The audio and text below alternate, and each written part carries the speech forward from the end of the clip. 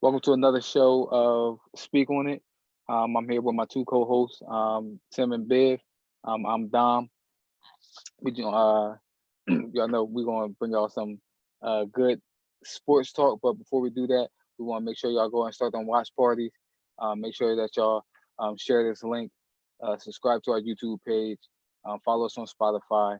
But what we're gonna do, we're gonna jump right into it, man. We got baseball topics, we got football topics, we got a lot going on in sports. With the start of Great Happen, with COVID-19 that's popping off in baseball and in football. Without further ado, man, we're gonna jump right into it. Go ahead, Tamar. You got something to say to the people? Hey man, just want to welcome everybody. Appreciate everybody listening, joining in. Just ready to get it rock and roll. Yes, sir. My man Biv, you got something for him? Let's get right to it, man. Again, when the group message chat jump off, it's gonna be a good show, and the message jumped off today. So let's go. Man, hey, listen. Let's start. Y'all know what it is. When we got baseball topics, we start right off with baseball. We start right there. I'm excited. I'm actually excited about baseball. Not saying I'm never excited about baseball topic. You know what I mean? But I'm actually kind of excited about this baseball topic. Um, so let's start with the COVID-19. And so we saw the Yankees Phillies game be canceled. That's getting postponed or whatever. And we see the Marlins have, I think, up to 19 now affected with COVID. So how do y'all think that's really going to affect the rest of the season moving forward? I mean, that's huge. I mean, from what I understand with baseball, I mean, with it being played throughout the week, then you can kind of make up those games. But in the same sense, it's kind of like, I mean, if you have a situation that it seems like it's just happening at one spot, like what is it that they're doing that they should be doing? Or I mean, is Florida supposed to be a hot spot? It's supposed to be. That's where they at with Orlando. Well, well, not Orlando. That's I mean, we're talking about the Marlins. That's in Miami. Yeah. So I'm So, saying, so like, yeah, go ahead. yeah, so that I mean, what exactly is going on in Florida as far as the? I mean, we know it's out there, and what precautionaries are they taking to where they have an influx in their cases? That's just one of the questions that I have.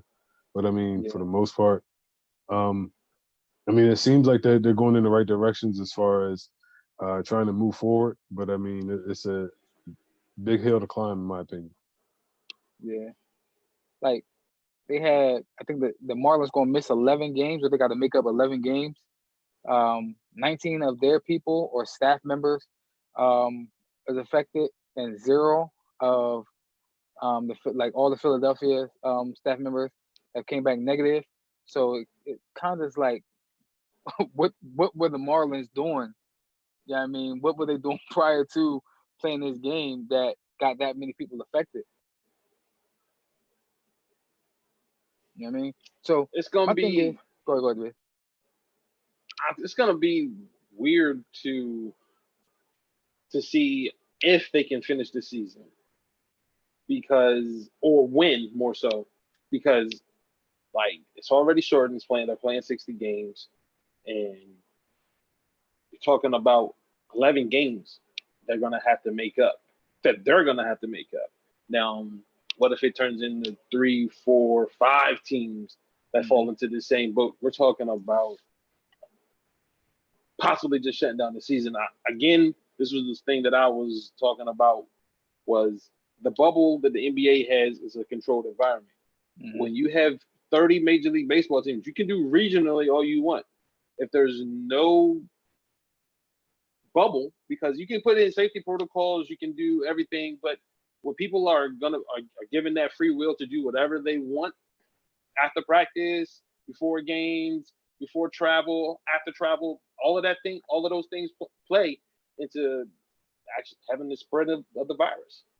Yeah, which is crazy. So kind of made me think um, like should they go to like a college type of, you know what I mean, field, which curfews, check-ins, you know what I mean, stuff like that, um, to the point where like if you want to play in the season or you want to play, you got to be on the curfew. you got to have check-ins. You know what I mean? Because to me, it's like we don't really care about everybody else that's going on. You know what I mean? You play your game, you get out here, I get it.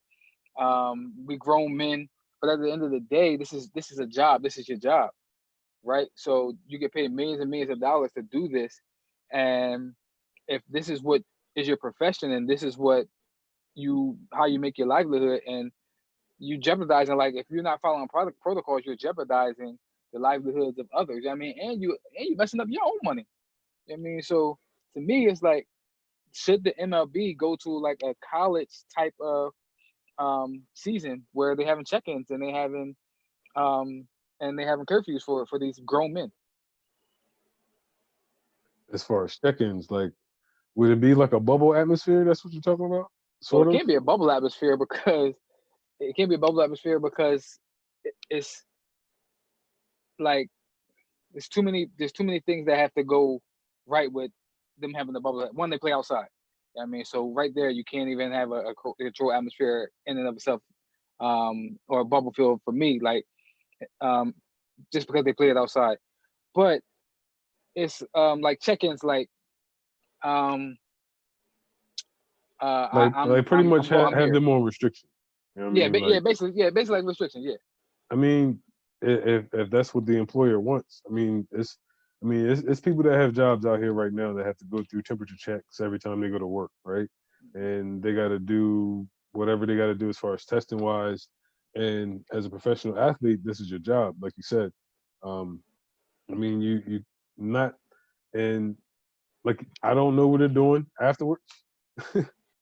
And then it gets to the point to where, like, does the job have more restrictions over me versus, I guess, me just being me? I mean, and that was what makes it interesting is the fact that the NFL, I think, will have to go through the same process, to where the NBA is to where you can have it on a neutral court and have a neutral site, and they have the facilities to house all of these players, and it's not many. You know what I mean? 15 max on a team, whereas 53 with Football, 80 football, this year. or 80.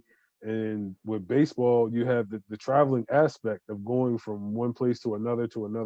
So I mean, and that's weekly. It will not surprise me if it pops up in other areas, and then we have to go back to the drawing board. Yeah, it's crazy because when I think about like a controlled atmosphere or like a college setting, I think about like how Chip Kelly tried to do the Eagles, right? He got us too.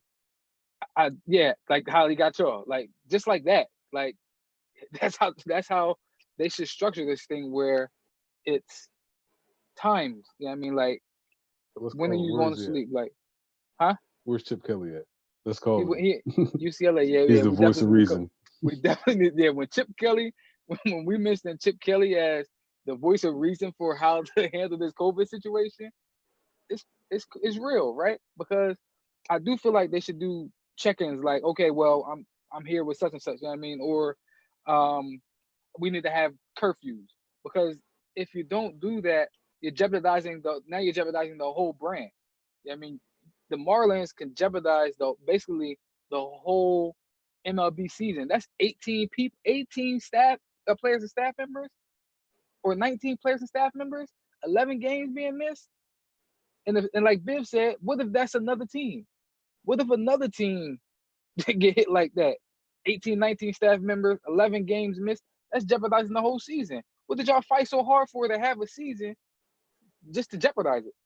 And again, I don't know if the Marlins did anything to jeopardize it, but when you have 18 and 19 players on your team, and then the Phillies get tested as well, and they are all negative, to me that says that y'all did something outside of, and it could be that they just traveled from Miami to Philly. I don't know. And for me, that's the weirdest part about it. Like, I feel like the home team would have more of a trouble controlling their players than the road team, because you're more than likely going to be in the same hotel. So you can have those restrictions and those protocols and check-ins and different things like that.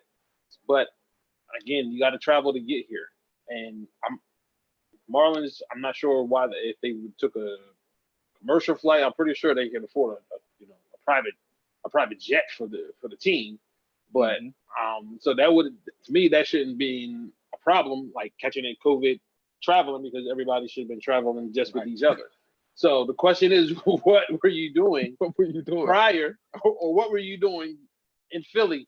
So again, when you can't control the environment, and which is Major League Baseball is not controlling the environment, National Football League will not control the environment, you're gonna have these pop-up cases like this, and you're gonna have to quarantine people and different things like that. I'm not saying that it's not going to happen in the NBA, but the chances are less because of the bubble. Yeah, which is crazy. Yeah. So moving forward, man, with the whole with MLB, right? Let's go to our rankings real quick. The power rankings.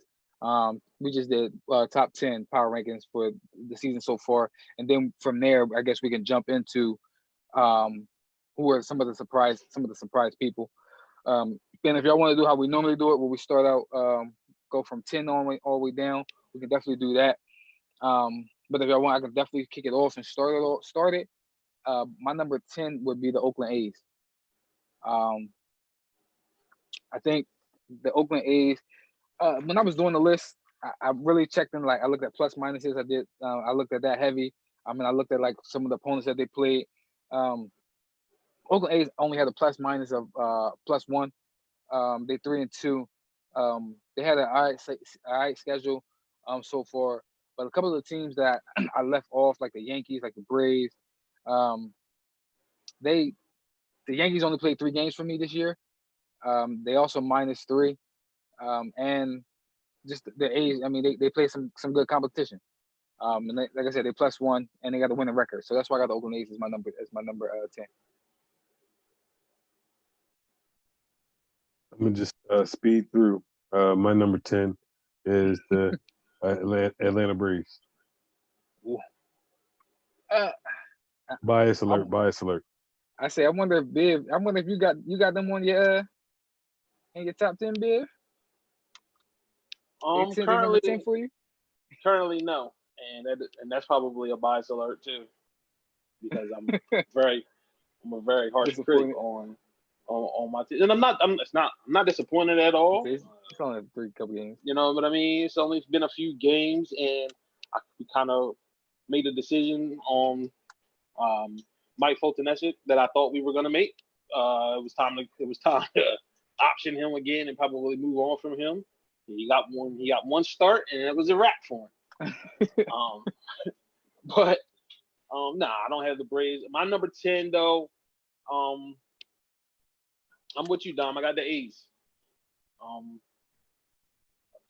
got a chance to watch them against the Angels during that series, and everything looks solid right now. It's still early, so there's some disappointments, but right now I think the A's are playing pretty good baseball. Yeah, they solid. Shoot, just pulling it up on my laptop, man. They just lost again. They just lost today. But even with the loss, I still got them in my number 10. I just can't see nobody actually jumping ahead of them outside of my top 10. But my number 9 team is actually the Blue Jays. Blue Jays +5. They got my man Vlad. They're actually playing Washington right now. They played a pretty solid. I'm pulling up their schedule right now real quick. When I looked at it, they had a solid schedule as well. But yeah, the Blue Jays, that's one of the teams that I had. That's the team I had. They +5 right now. Solid schedule. Got my man Vladimir. So I like the Blue Jays as my number 9.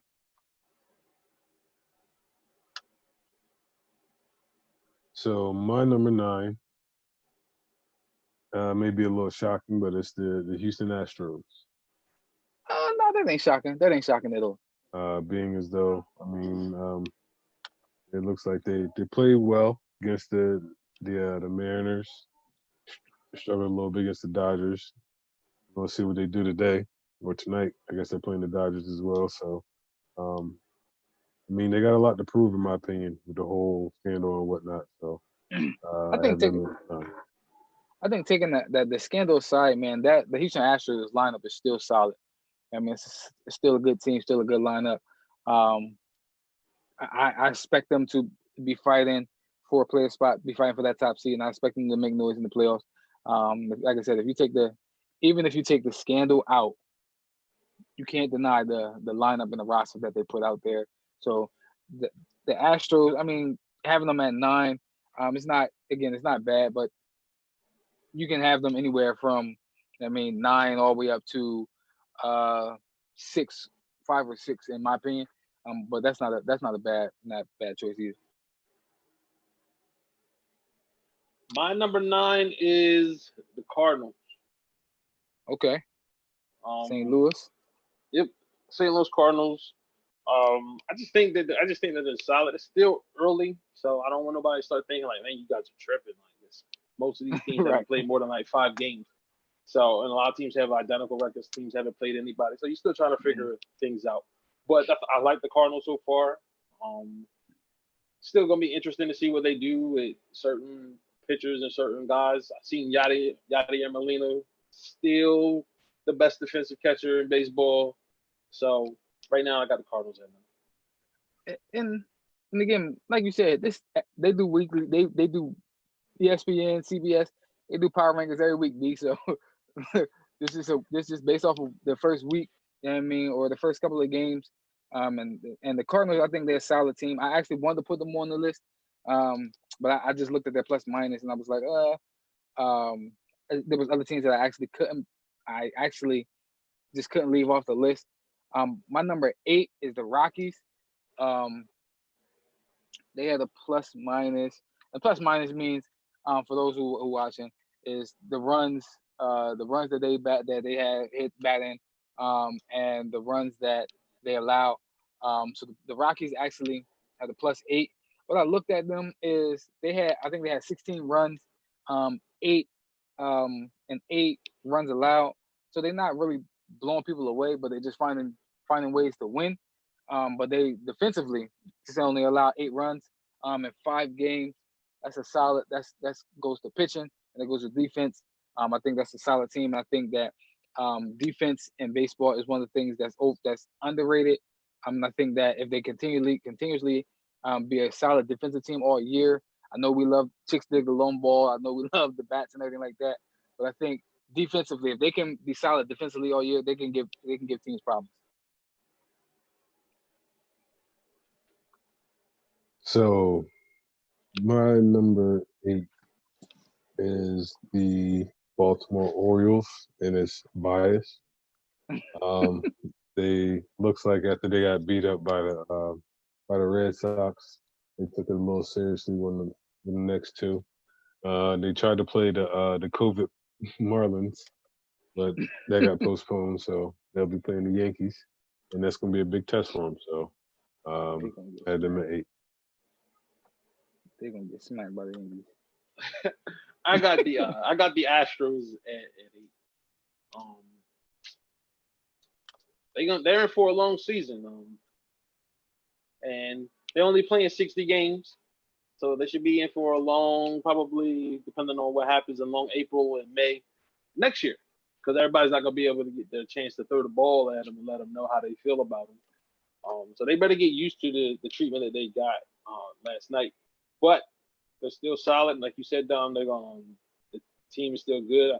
Verlander going down is going to definitely play a big role, but they should still be a solid team all around. And I wouldn't be shocked if they start to move up on the power rankings. Yeah, I definitely, like I said, I expect them to be there, but this is for week 1. My number 7, I got the Chicago Cubs. Looking at the plus minus, the differential, they're on a 3-game win streak. They got a plus minus of 10, 31 runs scored, 21 runs allowed.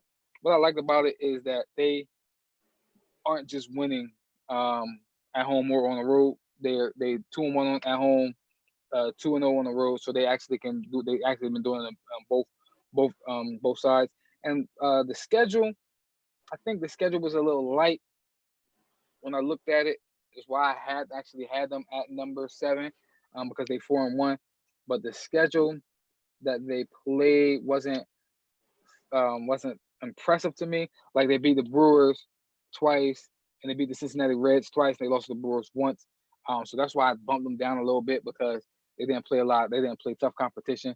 But nevertheless, you can only play who on your schedule. So that's why I actually got them in my top 10 power ranking. Just basically because of the record that they got, and they got a monster in my man Javier Baez.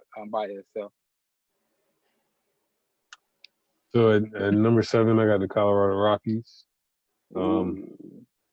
They've done their thing. They looked the part, even though they only played the Rangers. And I mean, the A's, they did pretty well. And we'll see, what is it, on Friday where they play San Diego. I think that's going to be a big test for them to see where they're really at. So I got them at 7. Listen, the A's, even them playing the A's, I think they beat the A's again today. Listen, the A's are a solid team. Like you said, and that lineup, that's a solid lineup. But like I said, I'm with you with the Rockies. They there. Like I said, couple of impressive wins against the A's. So I'm can't no qualms with that. Yeah, Tamon, I'm with you. I got the Padres at 7. I know the schedule is what it is. People can say whatever they want about it, but they're gonna be really, really good. Mm-hmm. So I think I've been harsh on Manny Machado for choosing him. I have. Hopefully, they start making some progress, and I can kind of take the reins off my man for choosing them over the Dodgers. But it's early, and hopefully things can play out, and the Padres can make some noise. Yeah. My number 6 is the Astros. Not really going to elaborate too much in that because we already talked about them. This is the third time talking about them. I just think they're a solid team. They have a plus minus 10, so they scoring and they stopping people. So the Astros was my number 6 team. My number 6 is the Padres, and I think Dwayne has elaborated on the Padres very well. So we'll go to his number 6. My number 6 is the Rockies. Okay. And we talked about them like 3 times already too. Twice them already. Yeah. You know what I mean? So number 5, I got the Cleveland Indians. I kind of wanted to bump them down a little bit, but they got a plus minus of 11. I think that the schedule was crazy. But they play all home games as well. They 4-1 at home. They 4-1 on the season. They beat up on the White Sox. They beat them twice, and they beat the Kansas City Royals. Again, it's the first week, but the schedule is. I mean, like I said, you can only play. You ain't even getting to the heart of the schedule.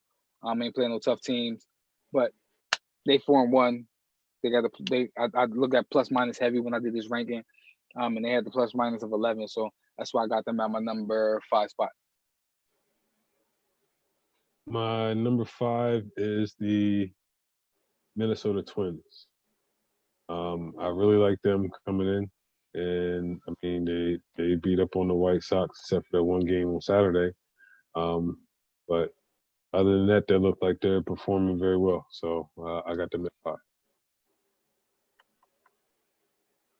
My number 5 is excuse me, is the Cleveland Indians. I think they are going to be a really good team. Another injury to another pitcher and Corey Kluber. But I think they're going to be solid. Again, still early, but everything's going to work out. Yeah, Cleveland Indians going to be a solid team. They're one of those teams that's always there. I mean, the playoffs, stuff like that. So I think they're going to be a solid team.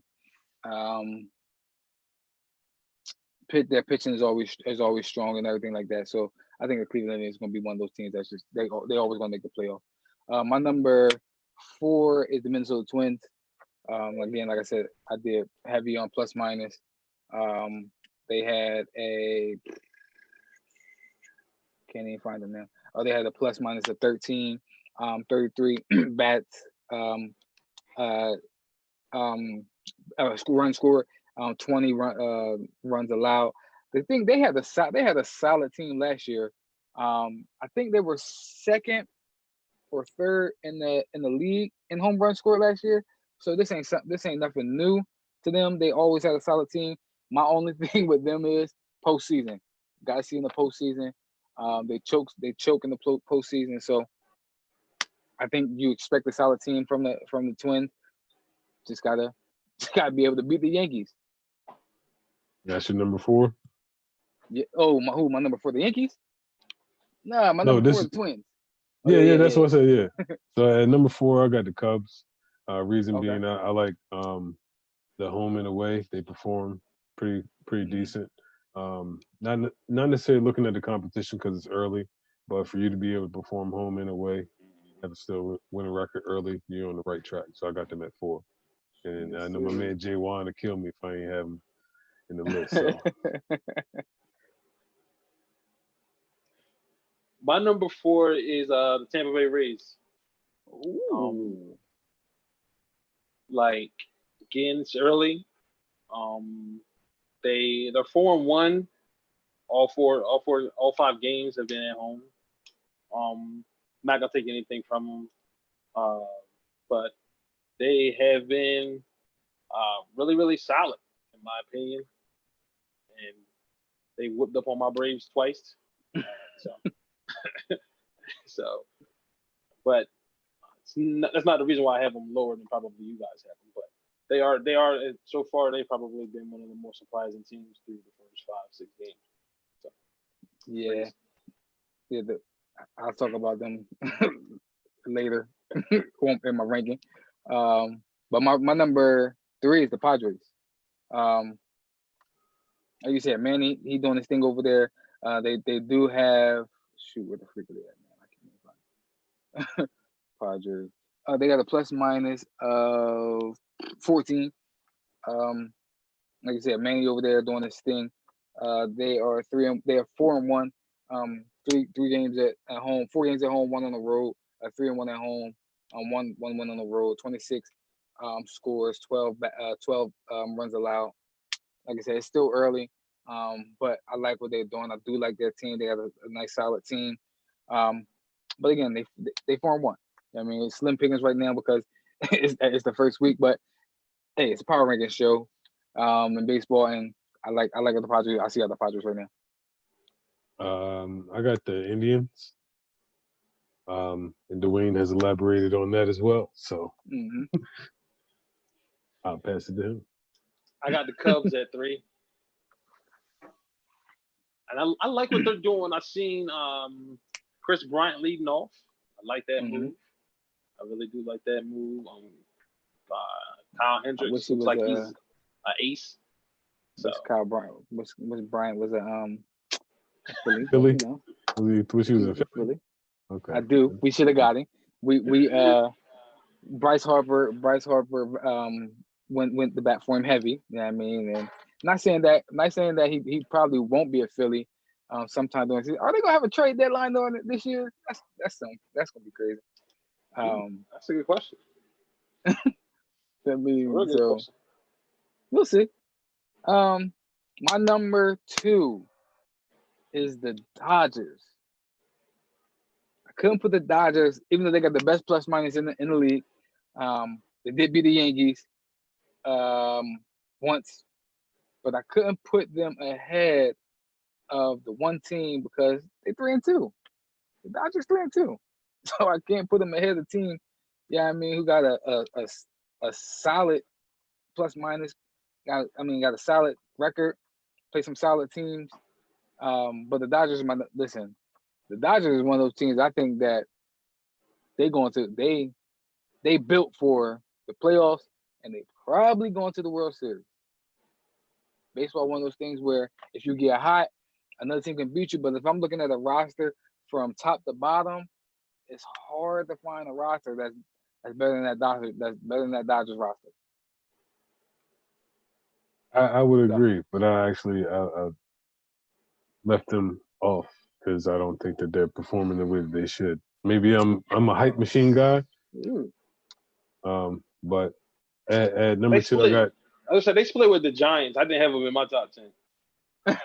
You ain't had the Dodgers in your top 10 okay, either? so maybe I'm seeing it the same way. Mm-mm. At number 2 I got the Tampa Bay Rays.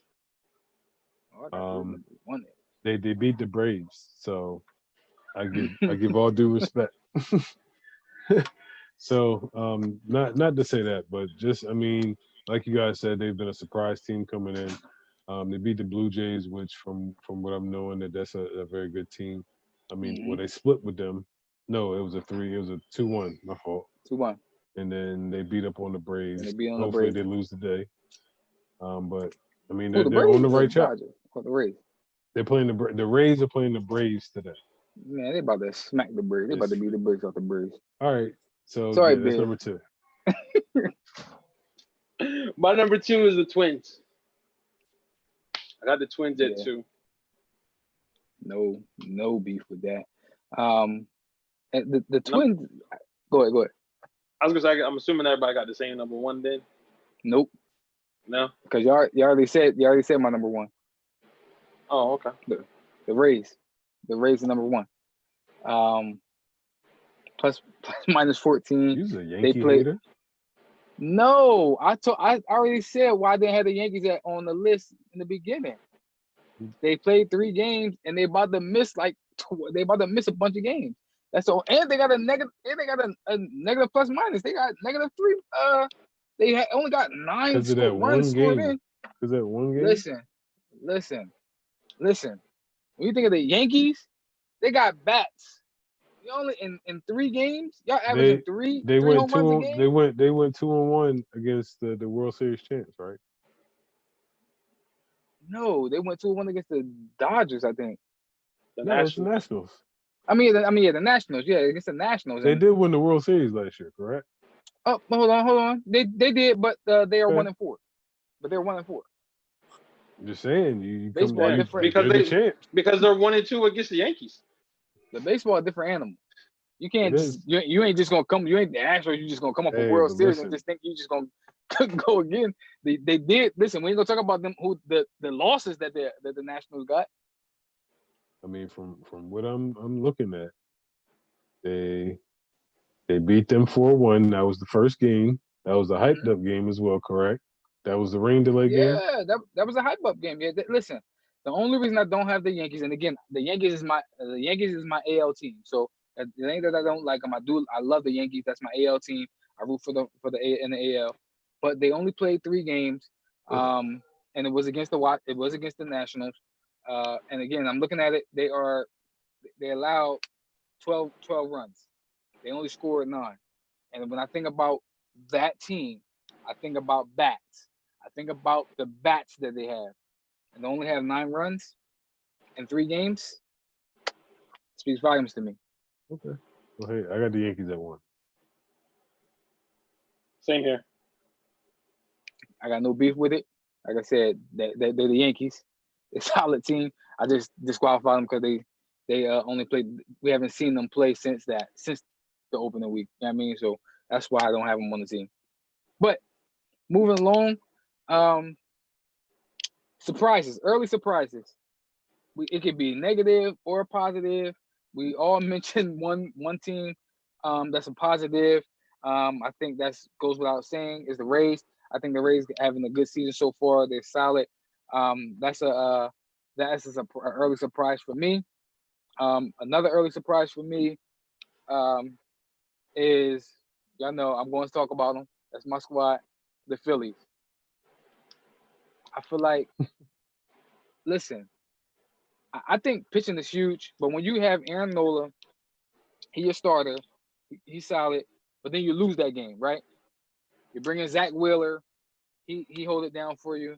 And then I'm like, after that, you got Vince Velasquez, you got a bunch of doo-doo, you know what I mean? So unless the bats show up for us, like always, like it's been for the past couple of seasons, I just don't know what we got outside of my 2 starters. Yeah, I mean, then we're gonna have my boy Spencer Howard, who's gonna come up soon. So we'll see with him. But outside of that, like, what do we have? And that lineup, for me, that lineup, 1 through probably like we got DD batting at 6. We got Jay Bruce, who another pop hitter, at like 7. So we got bats in that lineup. It's just I don't know what we're gonna do with the pitching staff outside of my 2 starters. So that's my little rant right now because we looking terrible. We lost to the Marlins, and for some reason we always lose to the Marlins, so I shouldn't be upset. But I'm like, man, listen, I thought we was having a new start. We got my man Joe Girardi. He coming as the skipper. We got Didi at the freaking shortstop. We got, man, the lineup. I can go all up and down and see all stars on our lineup, and we lost to the Marlins. Come on. Anyway, that's one of my and the Jays, the Blue Jays, another one of my surprises. My surprise is the Tampa Bay Rays. I didn't see this coming, but yeah. Yeah, Tampa Bay Rays. Yeah, they surprised. And again, I know it's early, but they my number 1 team right now. So my biggest surprise has been really the disappointment in the Red Sox. Red Sox. I actually got them too. 1-4 to start, and what they go 1-2 versus the Orioles. So at Fenway. Let me ask you this because I mentioned it earlier. None of us are any of us surprised that the Nationals are 1-4. I know they played the Yankees twice. They lost to the Yankees twice. But is anyone surprised that the Nationals are 1-4? No, that'd be all right. I think losing a couple. I mean, they're on a 3-game losing streak. So I think losing Rendon is going to be big for them. So we'll see. And another one. Go ahead. I was going to say Juan Soto. He's got COVID. Mm-hmm. Well, he at least tested positive for COVID. Allegedly. He tested positive for COVID. Believe it or not, there is a World Series hangover, just like there's a Super Bowl hangover. And then I think Strasburg didn't start his schedule start either. Yeah, the opener. So it's just a lot going on with them. Yeah. So they got off to a little bit of a slow start, unfortunately.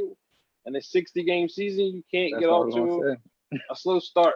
So hopefully they can turn it around. But as a Braves fan, I'm happy that they won it for. Listen, as a Phillies fan, I'm like, bet man, we ain't that far behind. The leading the person leading our division is the Marlins. It's the Marlins. It's the Marlins, but then you got the Mets behind them, and I'm like, man, shoot, we in good shape.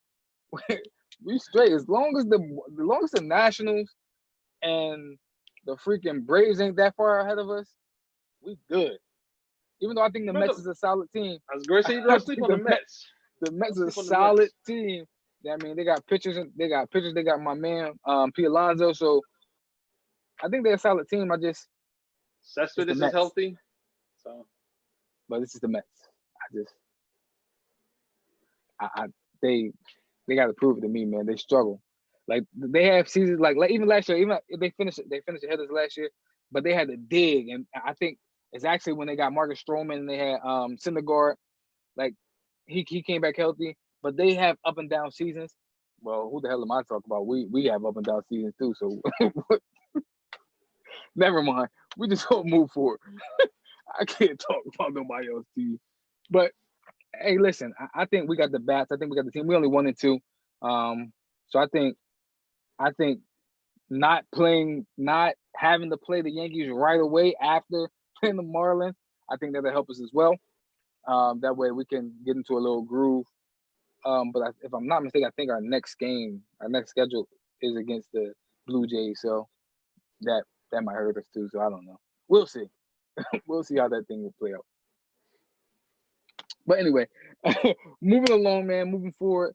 The NBA is back. It kicks off tomorrow. I'm super excited about it. But I wanted to dive into I've been watching like a lot of the scrimmages, and I want to see. I don't know if y'all watched it or not, but a couple of things that stood out to me in the scrimmages. I wanted to see if y'all see like some things that stood out. But one of the things that stood out for me in the scrimmages is the Blazers. I know I talked about in the chat. I feel like CJ looking like he could be on Dame. He could be approaching that Dame-ish level. You know what I mean? Like he's getting that killer in him. He's getting that dog in him. And I feel as though that if CJ gets to that Dame level where like he can take over games too as well, and we see it sometimes in spurts with him, but like where he can actually elevate his game to franchise type player level, I think that can be very scary for anybody in the West, especially with that lineup that they can roll out every day, that front court. I think that can be scary for anybody in the West, and I think that if they do make that 8th seed, that's gonna be nasty for whoever they play in the first round. Boy, I like the way you talking. I like them Blazers. Yes, sir. I think they're performing the way that they should. Well, you expect them to perform that way. I mean, I think that they're talented, and I mean, with the rest and whatnot, we got Skinny Mellow coming out, and we got CJ coming out of his bag. So I mean, it's a good thing, and hopefully it transitions to these 8 games, these 8 tough games. Yeah, but nonetheless, schedule, though. I think what shocked me, and it shocked me, but in a sense it didn't, is how well the bench of the Lakers look. With the addition of with Dion Waiters and with J.R. Smith, I think that it's a lot of offensive weaponry that they got there. I'm not going to say it combats with the Clippers, but I can see why they got those guys, because they're trying to wash that as far as the bench is concerned, so it could be the you know what I mean, my first 5 versus your first 5. So I mean, I see what they're doing, and I mean the way that it looks like it may work. So that's one of the takeaways that I get from the scrimmage. My thing with the Lakers is, who's to say how we know that 2017 or 18, whatever year it was, J.R. Smith ain't gonna show up? How we know that? That's what I'm saying. I don't know what J.R. Smith we're gonna get. You know what I mean? He looked good in the first scrimmage, like you said, this scrimmage. That's what we're talking about. He looked good. Him and Dion did look good in the first scrimmage. It concerned me with both of them because they can both be explosive, but then they can also both be like they can mess up the rhythm of a game. They're hot heads. I mean? Basically, yeah, both of them are hot heads. So that's what concerns me about adding both of them to your team.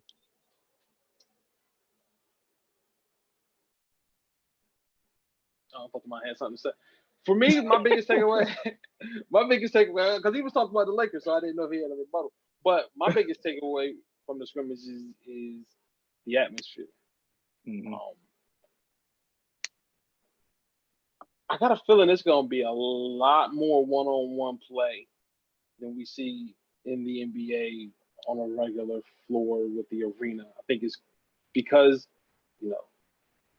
I don't like using that word. I don't like using this word, but you can see the intimacy of it. Like, it looks like everything is dark around the court, and it's just everybody is one-on-one. Like, everybody just seems to be locked in. Like, I seen the clip where Kuz pretty much just waved off LeBron and was like, I'm going to take the whole 5 down here. I'm like, man, see, that's not good basketball.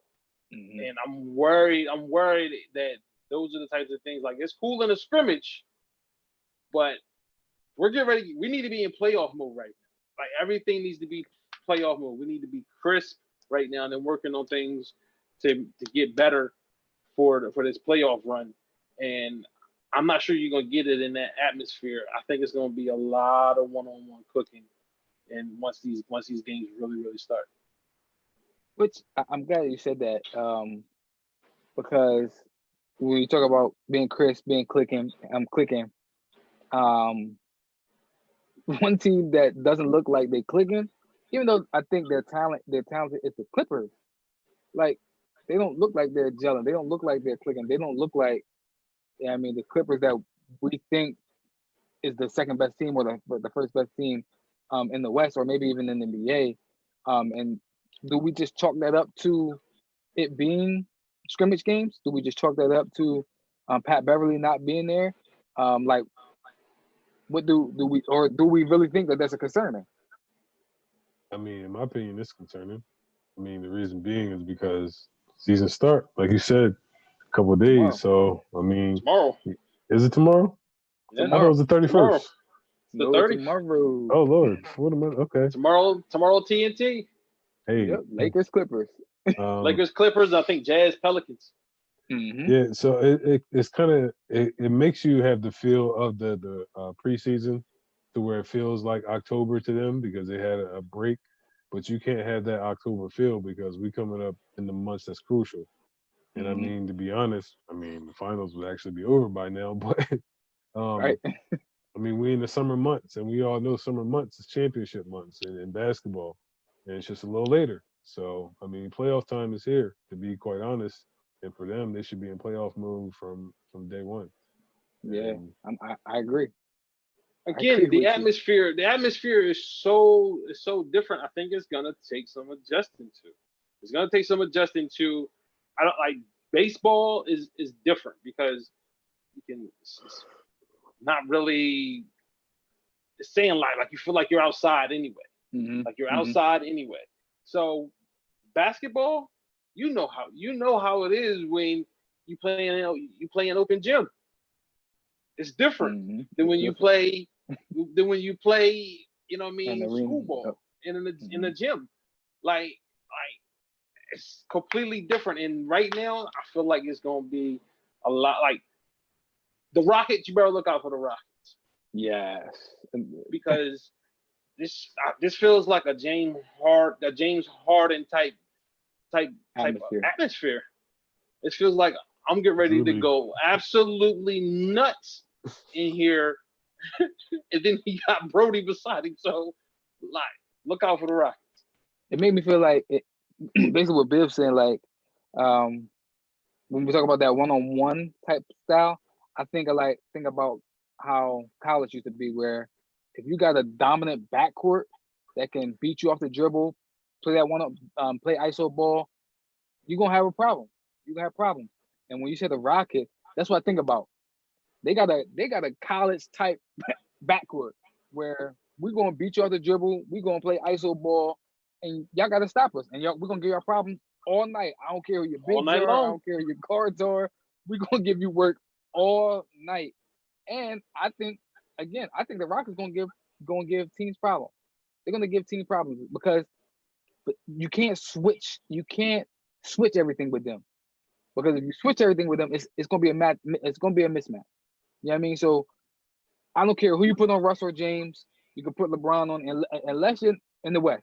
Unless your name is Kawhi Leonard and Paul George, and even then, I don't think that they can strap up either one of those two players. Those are offensive one-on-one type players. So I'm with you. The Rockets gonna be a scary team in this atmosphere. Well, if everything shapes up, like, all right, so if they were to play right now, they would be playing the Nuggets, right? Shout out to Bobo. Bobo been hooping, bro. Boy, listen. That was going to be my next takeaway. Yeah, Bobo has been hooping. That has made me I mean, I don't know how long. Finish your Rocket point because no. Okay.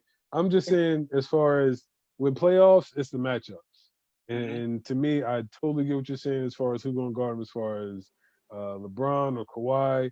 But I mean, they could play one of those if they drop down. But I mean, for the way that it's looking, they're going to play in the middle of the pack, which they're probably going to end up getting somebody like the Mavericks or the Jazz or the Nuggets to start off with.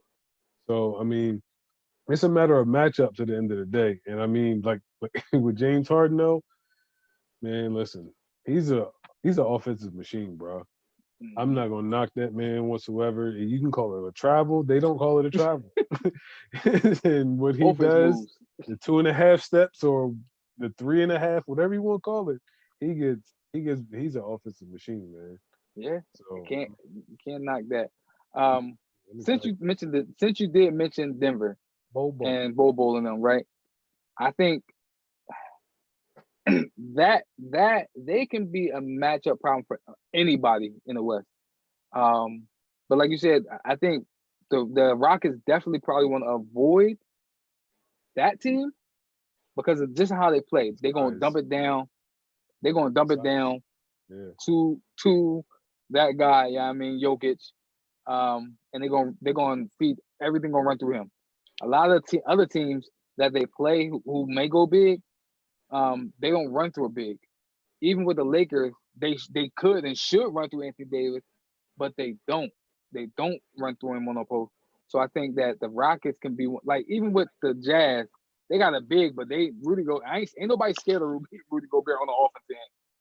I would rather you keep dumping it down to Rudy Gobert to try to beat me. So it's going to be intriguing. And well, this is what I'll say. Another team that they probably don't want to see, which they won't. Again, the Blazers, because they can play through Nurk, and that'll be a scary team. But that's going to be the Lakers or Clippers problem.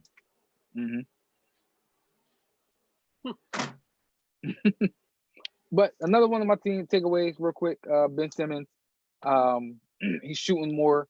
He ain't hitting them in every game, but he's shooting more. So I think that he shot a couple threes. Okay. Shout out to Ben. He took more. Listen, he took more than one in Corona the for game. him to get out there, man.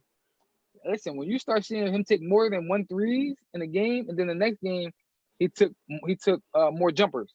So I'm like, okay, he's taking them. So that's what stood out to me. Is that he's actually willing to take jumpers. But my biggest thing for him would be actually to attack more. But yeah, he's starting to take jumpers more. So that stood out to me as well.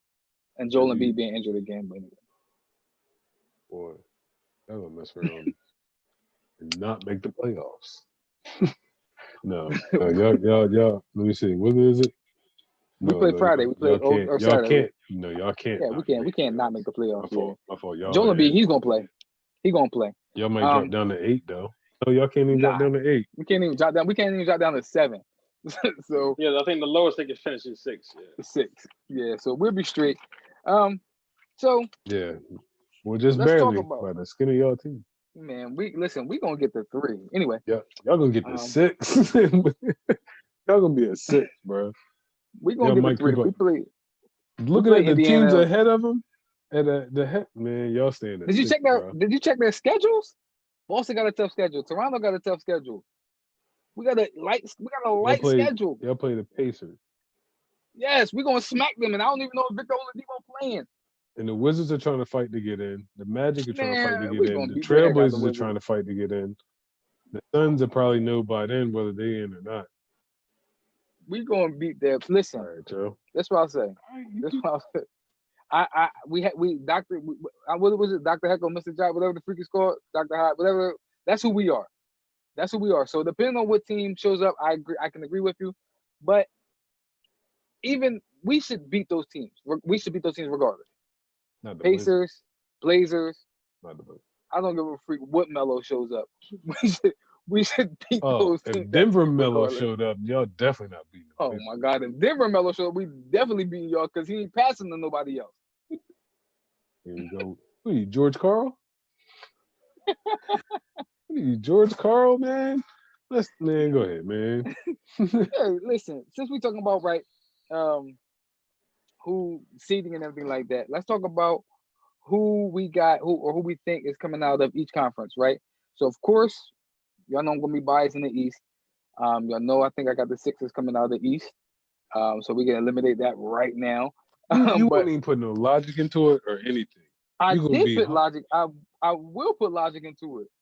That's not logic. That's wishful thinking. That your best. Their best matter. is gonna show up. That's wishful thinking. That's not logic. Y'all away record is 10-24. I'm not worried about away. Everybody on the way. I know, but that makes it worse. It doesn't matter to me. So this I'll say. I'm not worried about that. I'm not worried about the records because I think seeding's not really going to be.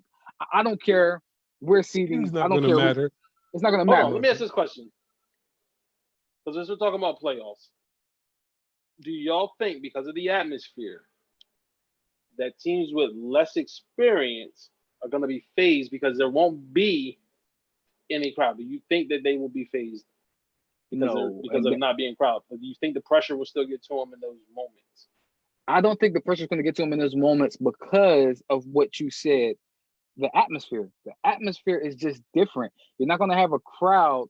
That you're not going to have to play against 5 people on the court and play against thousands in the crowd. I think it's when you just drop that ball and you just hear the ball. Yeah, I mean on the court. That's something that they've been doing all their lives. So now it's really just going out there and seeing who wants it more. So that's why, like for me, like a player like Ja Morant, if he gets in, you see the dog in him. He don't care who you are. He trying to attack everybody. So I think that actually, if he gets in, that actually kind of helps him because he is that dog. He been doing this his whole life. He with the Murray State. He with the Murray State, bro. So he probably look like he been overlooked his whole life. So when he gets on that court, he trying to kill everybody.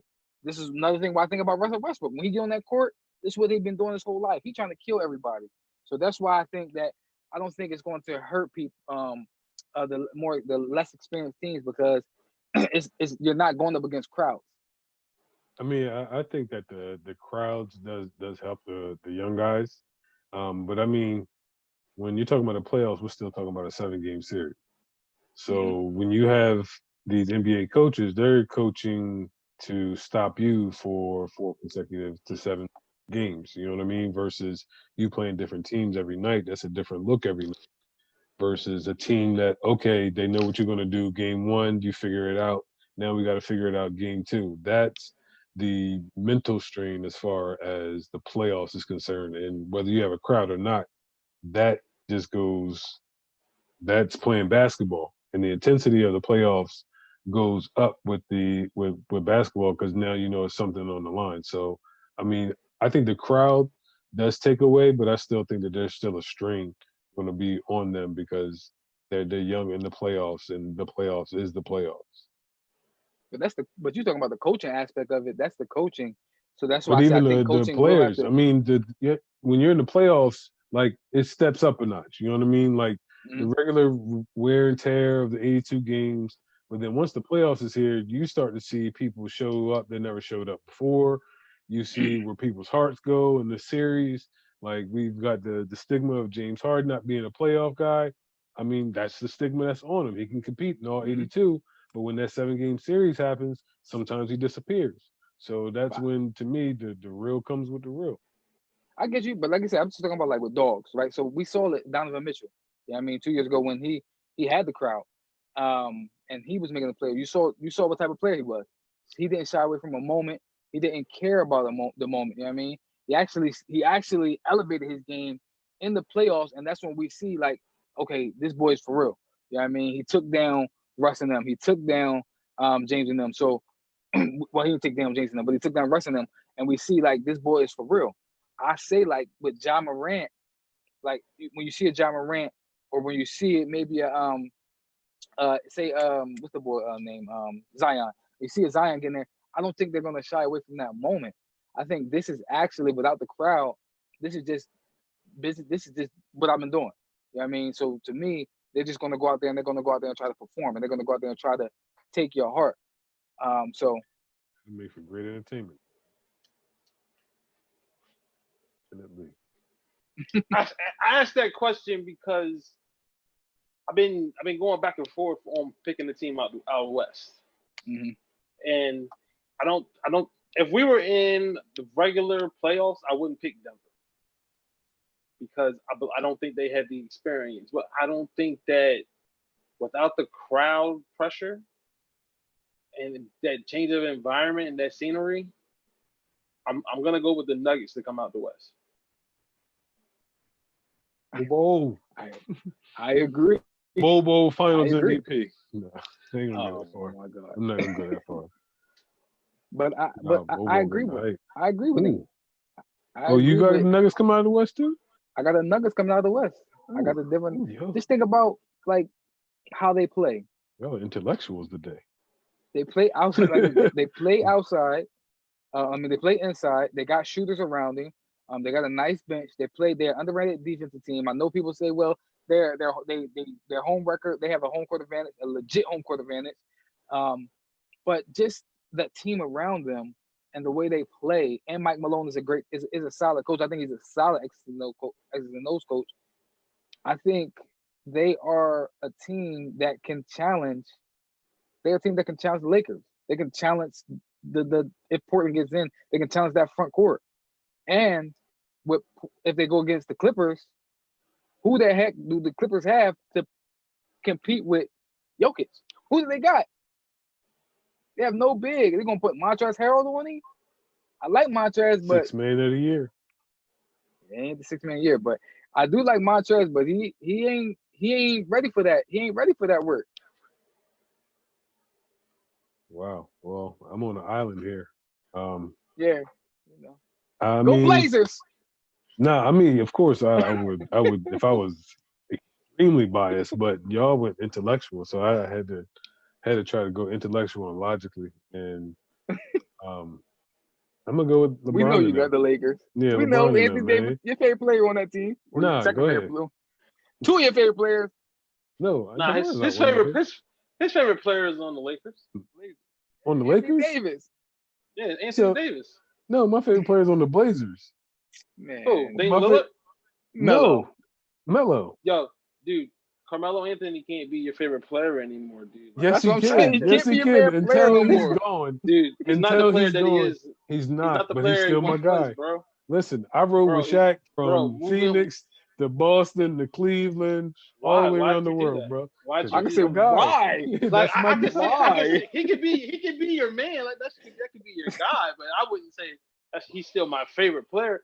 Like nah, listen. man. Listen, my favorite player like- all time, Dwayne Wade. When he started getting down, I had to abandon ship. I'm sorry. That's my guy. I had to abandon ship there. But nah, I'm gonna go with my guy AD and them, LeBron and them. And to be honest, if we were talking about like before COVID happened, if COVID didn't happen, I would actually pick the Clippers. And the reason being is because of their bench Me and their too. depth and whatnot. Mm-hmm. But with the way things are set up, and like I said, with the signings that the Lakers did, and I think that this rest actually helped the 35-year-old LeBron as well. So, I mean, I think He's all the he's great. ready to go. This is one of the first times that he's had a break. I mean, besides rest. last year Well, because he he had a didn't go rest to the last year. finals. Yeah, but I mean, normally he's playing all the way in. He didn't make the So, playoffs. And So this is he what I was I knew said. he was gonna say. I know he was gonna say. It. Oh my God! Just to He remind played. everyone, he didn't make the playoffs. How many games did he play last year? Hey, Enough. he They're gonna played. make the He played playoffs. enough. He had enough to make the playoffs. They was fighting for that seed. They lost a lot of games with him. They was They was in the playoff They race. was number 4 At the end at of the Christmas. season, At the It end of the was season, 4 they was in that for playoff race. they He were was they there. were fourth for Christmas, and they were playing really good basketball. I will Yeah. not change that narrative, and I believe that if he didn't get hurt, they would have made the playoffs. They would have made the playoffs if he didn't get hurt. However, he got did. hurt, That's what it and is. then he came back and he hit us with playoff mode activated, and it didn't work. It ain't It happening. didn't work. It didn't work. It didn't work. He said, So- this ain't the East. It didn't work, man. It didn't work. You know what I mean? But I think he has a great opportunity this year to make it happen. And I wouldn't be shocked if they did, but they need a lot of things, in my opinion, and they need a lot of things to fall in line. When you add that many pieces in a short frame of time with no opportunity to really gel, like they're really gonna get like 2 weeks to gel, and then it's playoff mode, and you're gonna be playing against teams that have been put together for a much longer time. It's gonna be really, really tough. I think Frank Vogel is gonna have to. Him, Jason Kidd, they're gonna have to do a really, really, really good coaching job, along with LeBron, of course. LeBron. but they're gonna have to do a really, really good coaching job to get those personalities, all of those personalities. You think you still got? We talked about Jr. and Dion, Yeah, and they still got Dwight. yeah. They Still still got JaVale. More- Like there's a and more swim. lot. They still got a lot of personalities They to do. handle in They still got handling Rondo that. on. And you know LeBron, LeBron, man, like he one of those guys that wears emotions on his sleeve. So you're gonna be able to tell when there's beef and tension in there. And I hope it doesn't happen. But I think when you put all those personalities, you don't know what's going to happen. I think AD is a dark horse Maybe I should go with for the Clippers. No, I'm thinking. to play against them. But even like I was gonna say, even in this atmosphere, I still pick the Clippers over the Lakers. Because this is what I think about, right? If I just put their closing five with the Lakers closing five, they can, like, the Clippers don't have to lose. They don't have to do a lot of help. If I just throw Kawhi on LeBron, right? I don't really need a lot of help. He could probably guard LeBron 1-on-1, right? If I throw Patrick, I can throw like Patrick Beverly on a freaking Danny Green and strap him up. You know what I mean, just don't leave the shooter. I can throw who enough they got Reggie Jackson off the bench. Like, I don't know what their closing five is gonna look like, but they got a lot of bodies that they can throw at the Lakers where there doesn't have to be a lot of help. That's why I said AD can be the dark horse, because he's the only one that if you like, he can take over a game. There's nobody there's no answer that they have on that team. Say that again. AD is the only person on the Lakers when they go match up against the Clippers, they don't have an answer for. I'm gonna cut that up and then post it as a single video. Go ahead. But AD is the answer. He is the answer to himself, because he stops himself from being dominant. What's crazy about what I was saying is that, like, if the Blazers make it and the Lakers are number one, I'm cheering for the Blazers. Like, I'm rooting for the Blazers, so I'll be going against my pick. But needless to say, I'm gonna stick with the Lakers. So who y'all What got? about? I was gonna say, Tamon, who you got coming out of the East? The East, not the Sixers. I know. This is a toss-up, man. This is a real toss-up, and it depends on the health of Kemba Walker. What? And if Kemba Walker is healthy, I got the Celtics coming out of the East. Can I say this? Say it. I'm gonna take the Sixers out. If I had to Well, they're pick gonna somebody, be out. if I take the Sixers out, a team that I could legit pick is Toronto. I know, or I'll give y'all two. Toronto is a scary team because I feel like they're just deep and they don't care about press clippings. They don't care about, they just gritty players. You know what I mean? We know what's name is their star, Siakam is their star, but they gritty players. So for me, I do like Toronto, but another team that's a sleeper to me is Miami. I like Miami as well. I just think, man, the East is a toss-up, but I like a bunch of different teams, but I can pick Miami. I can see Miami legit. Milwaukee? In this atmosphere, I can see Miami going there. Milwaukee, I'm gonna tell you why Milwaukee's tough. Wait a minute. Let Biv give his. Go ahead, Biv. But you asked not Milwaukee. Now you can go ahead with Milwaukee. He asked you about it. Why it's fresh on you? I'm gonna tell you why I think Milwaukee's tough is because, like, their identity is Giannis. That's the identity of their team. We saw it last year. If you take the identity, where you take Giannis away, like, what's next? What do they have after that? Like, if you can take Jimmy away from Miami, but Jimmy isn't Miami. Like, the way they shoot, the way they stretch you out, the way they play defense on the string, like they play a lot of zone, which is going to be tough against Milwaukee because they play a lot of zone where they won't leave those shooters. They will say, Giannis, you're going to have to either be the shooting or you're going to have to come downhill against us. that's going to be tough for Giannis. So that's why I like Miami, because their identity isn't built in one player. Milwaukee's identity is built in Giannis. You take Giannis off of that team, what is Milwaukee? What are the Bucks? Bucks. That's what they are. They're the Bucks. Right now, they're Giannis in the Bucks. Yeah. It's like Michael Jackson and the Jackson.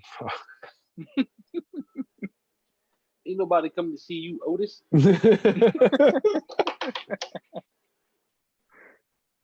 But I'm like you, Dom. Like, I like Toronto. Yeah, how you get serious so fast, bro? Sorry, go ahead. I can switch it up real quick. Go ahead. But I like Toronto and Tomorrow Island. I like Boston too. And I've been going back and forth between them. And I think, I'm like you, Tomorrow, it comes down to Kemba's health. And I think it was you earlier, Dom, that said they got that NCAA with the guards. Mm-hmm. And Kemba's got a history, man. He's got a history. And then he got, in my opinion, the next big thing in the East is Jason Tatum.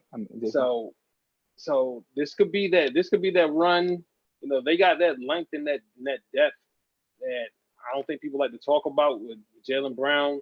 Like, Marcus Smart is just a dog. Like, Celtics, Brad Stevens can coach. I think the Celtics is going to come out of the East. I got the Celtics coming out of the East. I got the Nuggets coming out of the West.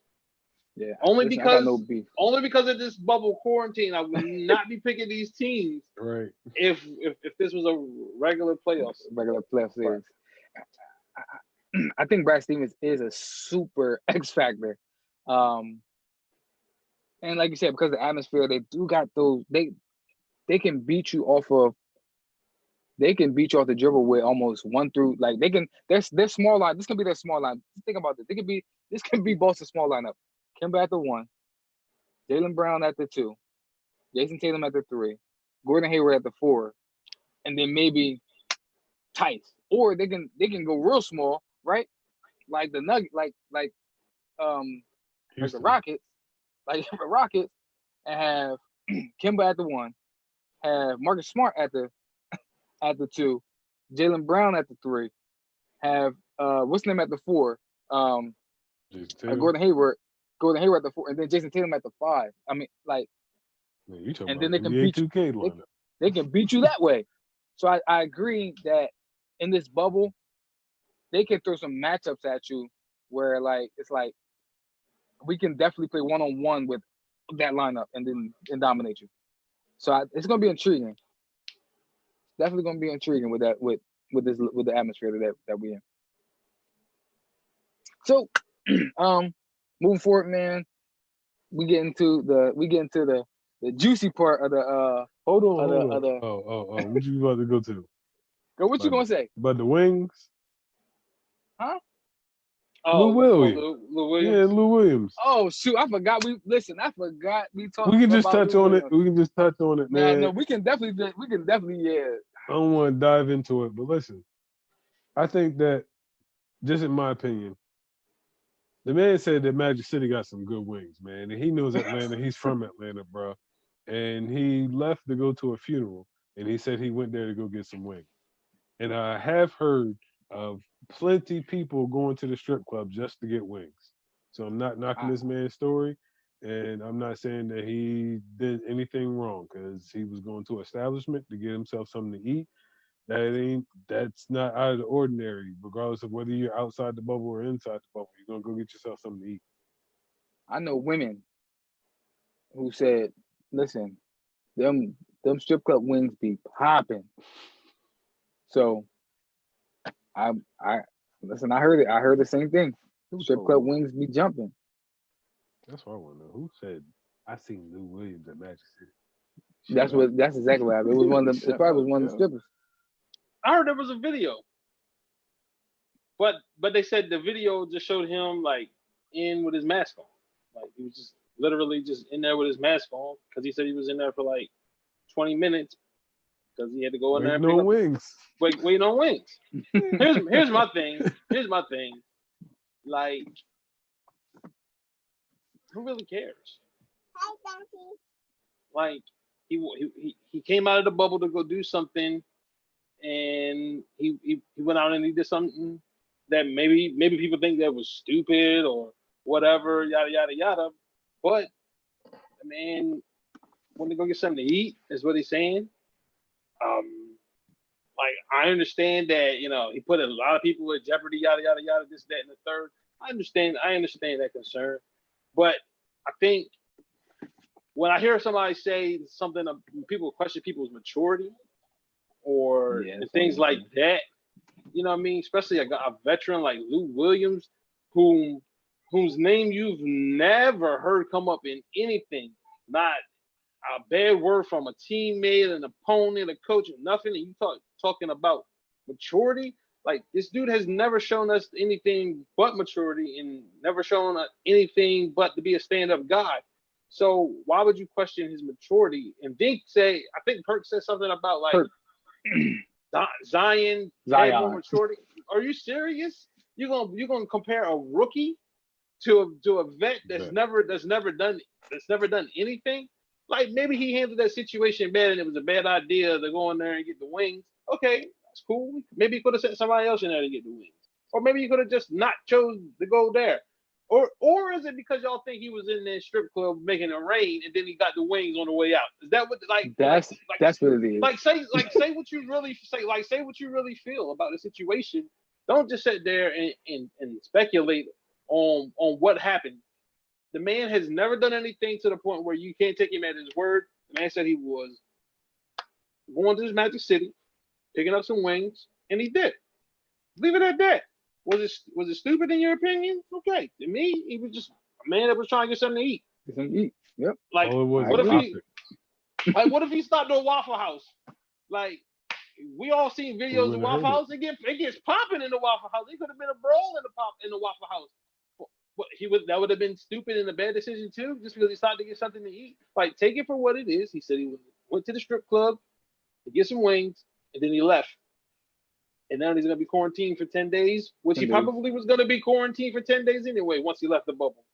Like, so I'm like, man, this is not that big of a deal, and I'm definitely not going to question somebody's maturity. And this is their first time doing something that's even remotely questionable. My only beef is with Perk. Perk always says some off the wall stuff. I'm like, bro, this you saying some off the wall stuff once again. And they need some attention or something.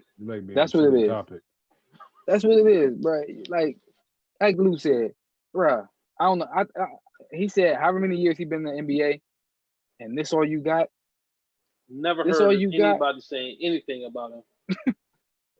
This what you got? You talking about Zion more mature than this vet? Come on, bro. The one thing, like you said, this is the only thing we heard from Perk. I mean, from about Lou Williams. No, I've heard something else, but it wasn't bad. Bro, the only negative thing that we heard about Lou Williams was this, and this what we talking about? Come on, man, stop it. That's all just stop it. Stop it, Perk. Perk just want to be a trending topic for the day, man. That's what it is. Because he had a spat with somebody else not too long ago, too. Man, he have a spat with somebody every week, it seemed like, man. Whether it's going against LeBron. Oh, yeah. If you go at LeBron, Perk that's how I feel. If you go at LeBron or you in LeBron way, he coming for you. That's how I feel. Perk need to just go ahead and just stick to just talking basketball, bro. Leave them hot topics alone. And that's questionable. Anyway. I'm not gonna say that he played professional basketball. I don't care. I know what it looked like on television, but he still played professional basketball. I know we didn't put it down there that we was gonna talk about it, man. But what about Tom Thibodeau being the new I'm glad you brought it up because I was gonna say the same thing today. So it was in my chat, one of my chats, they were saying who went off? Who the freak went off on Twitter? Can't think of the person's name now. They're saying, I'm tired of Tom Thibodeau getting a job, yada yada yada. And I'm like, man, what are you talking about? Like, it's a lot of black coaches in the NBA. And then I started making the list. No, it's not. No, it's not. Who's it? I'm Alvin like, Gentry? We got 4 black coaches. Who's it? Alvin Alvin Gentry. Gentry, Nate McMillan. Dwayne Casey. Yeah. And who's the fourth? So you got Lloyd Pierce, Doc Rivers. Atlanta. Doc. Okay, Doc. Lloyd Pierce, Oh, Lloyd that's Pierce five, in then. Atlanta. Oh, okay. Yep. We got Nate McMillan. We got Alvin Gentry. We got Doc. We got who's the Sun coach? The Suns coach. He did Dwayne Casey. Monty Williams. Monty Williams. Monty Williams. No, he's not there. Suns. Is Monty he? Williams. Dwayne Casey, Detroit. So we got about 6 black coaches. Either way, bro. 6 black coaches, and this guy keeps getting jobs. Like they said, like Lou Williams. Lou Williams is a solid coach, winning coach, championship winning coach, and he can't get a job as a head coach. Like you said, Avery Johnson, championship winning coach. He can't get the job. Did Avery Johnson apply? I thought he had Alabama, right? He No. Alabama. No, he's not.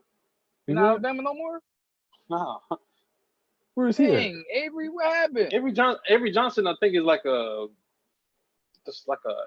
analyst for some network or something. Last time I checked, I don't think. Oh, Dang, Lord. But he's Avery? out. He's out. He got fired from Alabama, if my memory serves me correct. Dang, Avery. I was Yeah, Well, cheering we're gonna for fact check for y'all. you. I was Yeah, cheering he's for not you, Avery. he's not the coach at Alabama no more. But I know he's not coaching nowhere. I And I was know cheering for you, Avery. he actually interviewed for our defensive coordinator position before they gave it to Jim O'Brien.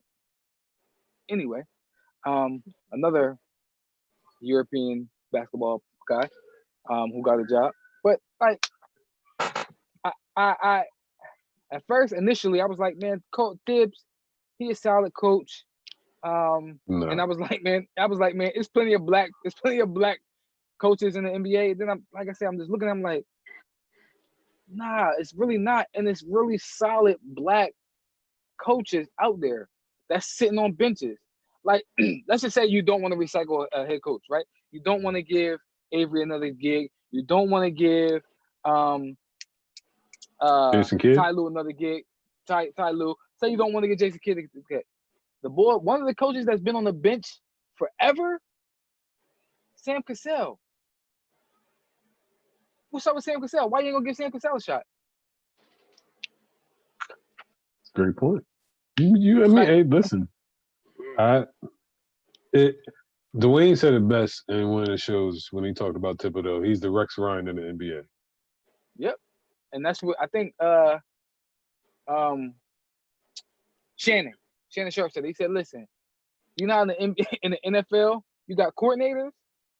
He said that's what he is. He's a coordinator, just like Rex Ryan. Rex Ryan was a defensive coordinator who kept getting jobs. He couldn't do it as a head coach. Tibbs made his bread and butter in Boston, lost that championship. He was the defensive coordinator for Boston. He went with the Bulls. They were solid defensively, but they didn't really achieve. They didn't do anything. Even in Minnesota, they did nothing. Well, we see what Dolan is doing. And then I'm gonna say this. He has. I'm not gonna say he has nothing. He has little to nothing to work with in New York. I want to see how long he lasts. I think he got Because to work with. He got a nice young He got core.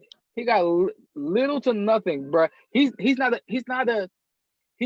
a Builder upper. a developer. Yeah, he's not a developer. Not a developer. They This had is a gonna developer go there. bad so fast. Think This is so about- fast.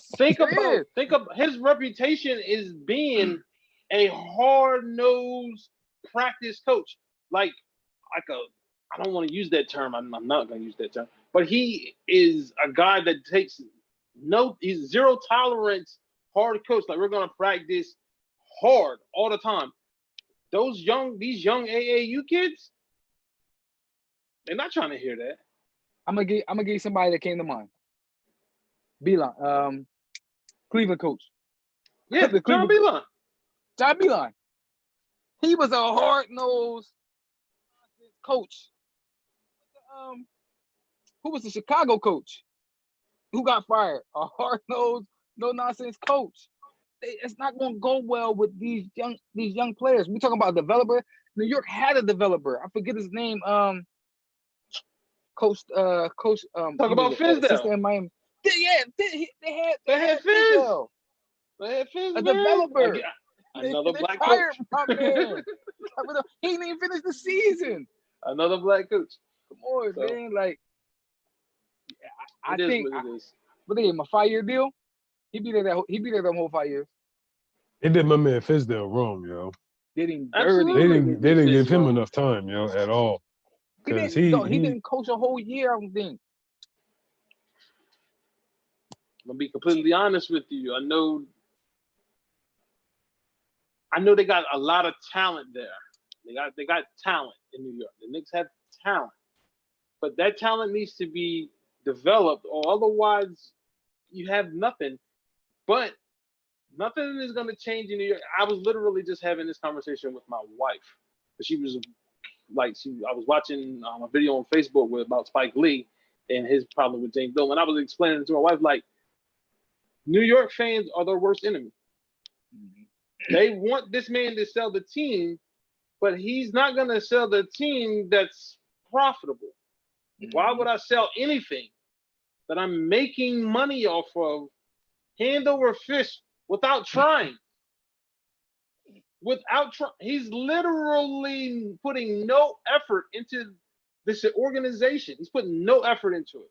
And he's still making money at an exponential rate. It's ridiculous. And the New York fans, until you stop going to the games and giving him your money, he's going absolutely nowhere. Nowhere. Nowhere. The league can't even force him out. And then the stuff that he does, think about it.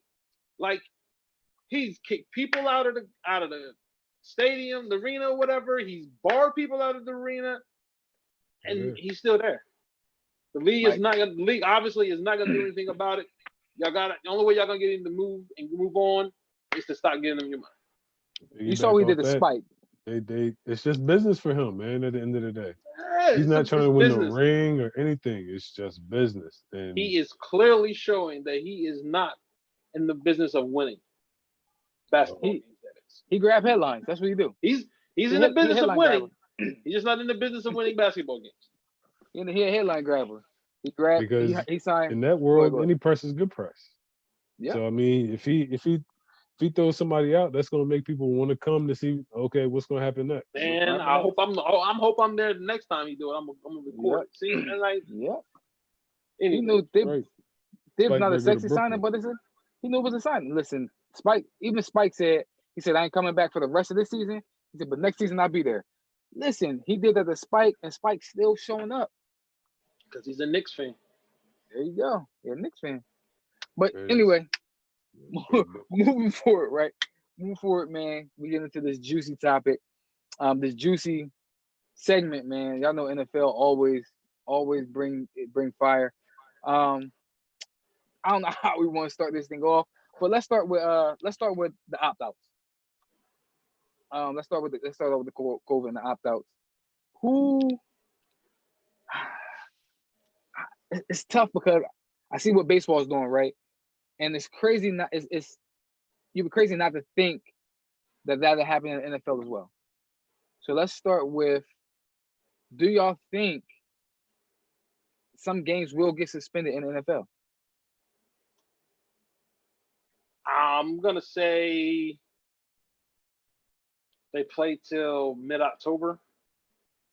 Thanksgiving, there's not gonna be any football on Thanksgiving.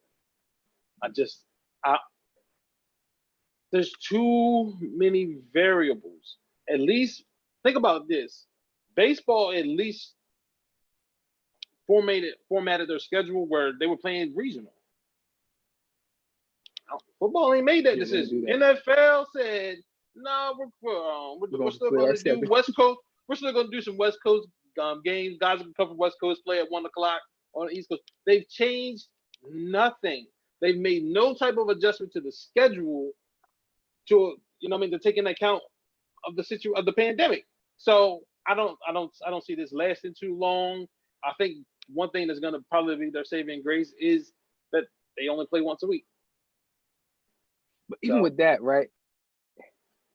They still got fans in the stadium. They still allowing fans in the stadium. Make it, bro. I don't even know if they're gonna make it to the season. And I hate it because listen, I live for football. I'm not saying I live for football, but football, that's my season. Like, I want to watch those games. I do. I like all the other sports, but like you said, football is the only sport where every game matters. Like, you tuned in. It's only 16 or 17 of them before you get to the playoffs, and you tuned in to those games because one of those games could be the game that either propels you or knocks you out. So it's like, to not have that, it's gonna be tough. You know what? It No, don't happen. The one of the thoughts that I had, and I was like, what if I was Roger Goodell? And how many dome stadiums do we have? None. See that? Now and that then would be trying to figure out in a bubble. I don't know how to. That was just a thought. I feel like they got a couple of them. They have enough in different parts of the country where you can do a regional bubble. Yeah. You can do a regional bubble, and if you want, you can just rotate them. Mm-hmm. Yep. Because I'm sitting thinking, like you said, thinking like I didn't extend off that, but like you said, Indiana, you got Minnesota, you got Atlanta, you got LA, you got the LA stadium. I think is Las Vegas up yet? Up and running, or that's not a dome? It might be. It might be. Dallas can be a dome. Actually, it is. Dallas can be a dome, exactly. Yep. So Dallas I mean, can be a dome. You have the. So you got a bunch areas. of different ones everywhere. Yep, you got a bunch of different. But see, so now it's like, well, where? So the East Coast would be where? Atlanta. Yeah, you can do it in Atlanta. But, so like you said, we got a bunch of different Atlanta, games. or you could do it. You could do the South maybe in Atlanta. You could do maybe some like the North in like Minnesota. You got too many teams in the North. You got Minnesota that play in a dome, Detroit that plays in a dome. Like, you can make this happen with bubbles, but it seems like they're more worried. Of course, it's not. We know that they're more worried about the bottom line than they're worried about anything else. But it's gonna mess around and it's gonna cost them more money trying to have this season than trying to do right by the season. So I'm gonna tell you, I don't see any games getting canceled. I'm gonna go ahead, Tommy. I'm gonna tell you why. Because I understand everybody has not everybody, but a lot of teams have a bye after week 8 or something in the schedule to where like everybody has their bye either by week 8 or something like that. But I think they'll get halfway through, and that's what September to the end of October. Somebody gonna go down. They got 80-man roster. Somebody gonna go down. Next man up. Let's keep this. It's the shield, right? It's the shield. So somebody gonna go down. Patrick Mahomes Patrick Mahomes went down Patrick Mahomes went down a couple games last year. People gonna still tune in. It's the shield. It's the shield, bro. I don't see any games getting canceled because it's an 80-man roster. And if somebody go down, it's gonna be like, all right, next man up. Listen, this is what they're gonna say. Pat missed 4 games, 2-3 games last year. We still won the Super Bowl. We can survive I think quarantine is what 14 days, 2 weeks. We can survive 2 weeks without Pat. It's like if he got injured regularly. It's like if Wentz went down and he got injured regularly. We can survive 2-3 weeks without him. Next man up. That is what the NFL is showing me. That's what I think that's going to be their mentality. That's what I think is going to ride out the season because they extended it to an 80-man roster. Why else would you extend an 80-man roster? Even if they get blowback from the press and the media? It's the NFL, bro. It's the NFL. They're going to get blowback. Right. They've gotten blowback before and still kept it rolling. So. The NFL, bro. They're going to get that. Ain't nothing going to stop this train unless the owner say or unless either the owner say or unfortunately there's a death to a player. Yeah, like that's it. Like if the owner say, listen, we're going to shut it down, or if like and it's hard to say. Even if Pat Mahomes say, I'm not playing, it's hard to say. I don't think that's enough for it to stop the train. I just think nothing's going to stop this train from happening. It's going to happen regardless, unless Biv said, unless there's a death to a player. Definitely hope not. Definitely hope. I hope not.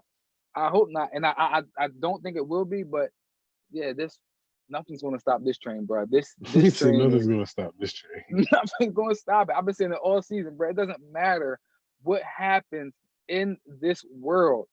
Like, it doesn't matter what happens in this NFL bubble, bro.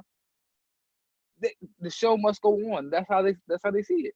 That's why they allowing fans to come in.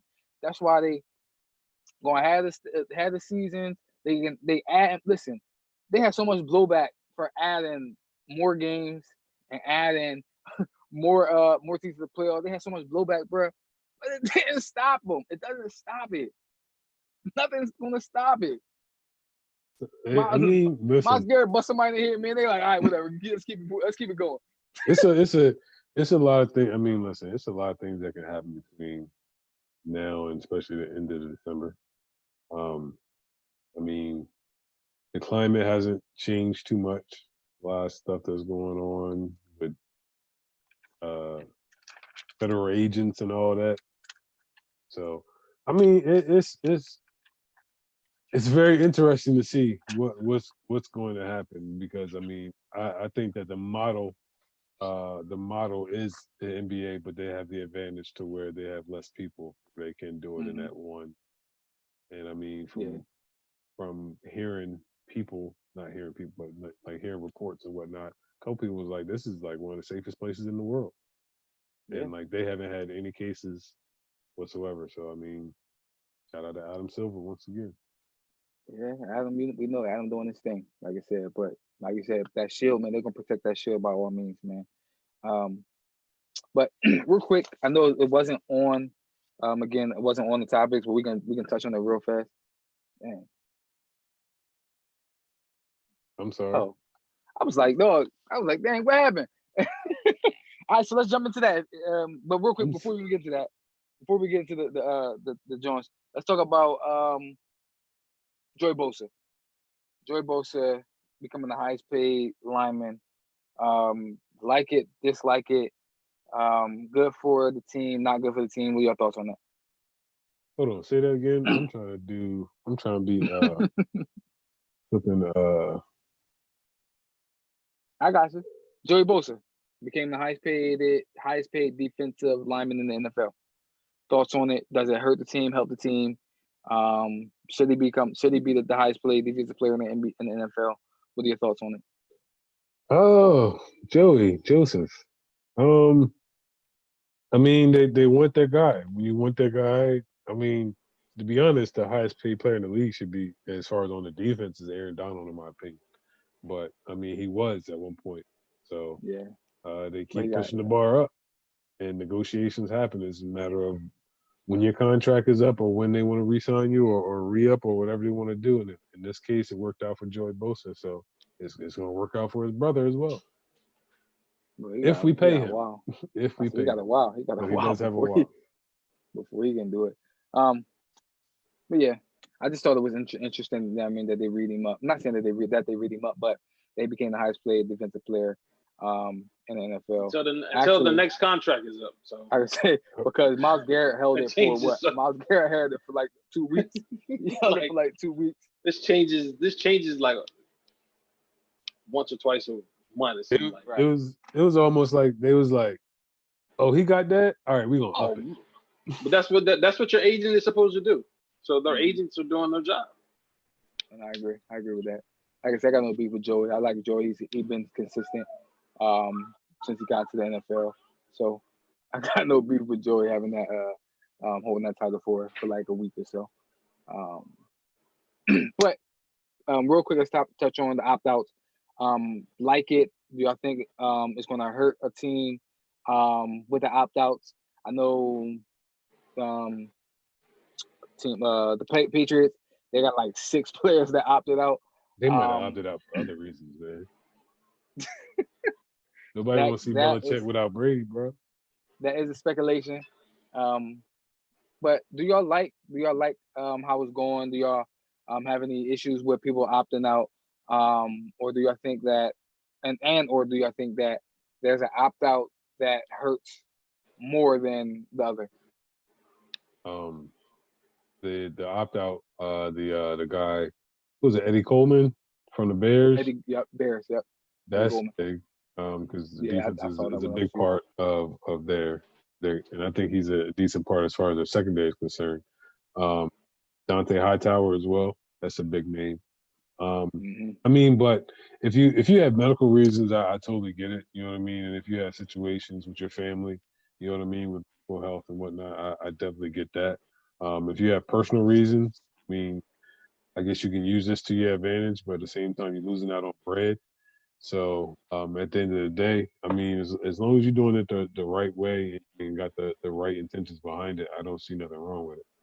I mean, you're I trying to agree. take care of yourself and be safe. So, and I mean, it would be the same way to where if you knew something was an outbreak at your job, you may want to take a day off or 2 days to make sure that you don't get it. You know what I mean? It I may got be. I mean, we look at it at a different light because, of course, they're entertainers as well as you. Hmm. professional athletes, and this is their job. So we actually watch them do their job every Sunday, Monday, Thursday. Um, but I mean, at the end of the day, they're still human beings, still protecting themselves. So I don't see nothing wrong with it. Yeah, I don't see any problem with it. I think if it's a decision that you make, I hope it's just one of those decisions that you thought through. It's one of the that Hmm. you done your due diligence in, and it's not just you going off of the temperature of society. So if you done your due diligence and you done your homework and you decided to make that decision, I support it, but I don't like have any ill will toward people or anything like that. Some people tripping because you know Yeah. athletes, these pampered athletes are they don't want to go to work. Well, unfortunately, they're not essential. Right. It's football, basketball, baseball. It's not essential. No, this And if is they yeah. decide that they don't want to go out there and play, they're not going to get paid. So if they don't want to go out there and not play and they're going to lose out on money, why do you or I care? But at the same time, as we all here, we're husbands, we're fathers. If I had to make a decision on whether or not to put my family in jeopardy, and me and my wife discussed it, and then we both came to the conclusion that it was best for me to stay home and not participate, then you as You should another respect man that. should respect that. Absolutely. So, but it is what it is. And I agree with both y'all said. For a lot of people, the reasons is family. Yeah, I mean, and even if it's not family, it's just you putting yourself first because I'm worried about the protocols that y'all have in place. I have no beef with what another man does. I mean, even if COVID-19 wasn't, yeah, I mean, the reason. Like football is a taxing sport. It's a tax and takes a toll on your body. Yeah, I mean, it takes a toll on you mentally. So if people want to sit out just because of that, forget the pandemic. If people just want to sit out because I just need to relax and rest, I got no beef with that. Yeah, I mean, He and said, "Because I want to relax, just want to relax, just take the season off." right, listen, Like bruh. like Andrew Luck. They Yeah, drugged Andrew Luck through the mud that's that man's decision. because he decided to choose his body over football. Over, yeah, like, Like he hadn't been beat up for like the last 4 or 5 years, and they drugged him through the mud, man. like, Because come when on, you bro. get in that NFL, man, they're like, "Yo, if you're I told great, you the shield. It's the shield. keep it going." Told you ain't nothing stopping that thing, boy. If somebody put that in jeopardy, you gonna feel it. That's why Yep. it ain't gonna get put in jeopardy. You know what I mean? So, but apparently, they said I think I saw something today where you could even if you sit out because of that, you can still make up to 350,000 that year. So, That's if you have a you know, medical clearance. okay, So if you get clear, like if you got asthma, or okay. if somebody, if like you got to have a legit reason. Other than that, it ain't like you can be like, "Yeah, I ain't coming." My 350. Nah, you got to have it. Okay, okay, That's gotcha. Like I say, but let's talk. Yeah, let's talk about this real quick. Let's get you over here. All right, let's talk about this right here. So Did I share it? Okay. yeah, it's there, it's there. All right. So I think a lot of us had almost the exact same list except Biv. We had Ty on there, which I can't have I got no beef with it. Yeah, everybody different. And y'all both got Chris Godwin on there, and I don't got Chris Godwin on the list. But Any from Delaware too. So Chris Godwin. The reason I don't have Chris Godwin on the list because he had the 1 year.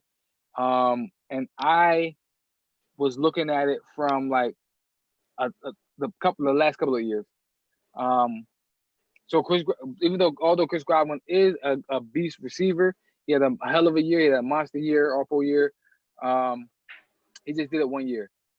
So that's why I really don't have Chris Godwin on my list, because I wanted to have more people on the list that actually did it over the course of their career, a body of work. Other than somebody who did it 1 year. Well, if that's the case, why you ain't got Larry Fitzgerald on there? Because Larry Fitzgerald had a terrible. So Larry Fitzgerald, I couldn't put him ahead of any of the people that's on my list. I just couldn't. Yeah, but he's got a greater body of work than a lot of those dudes. Not over the past couple of years.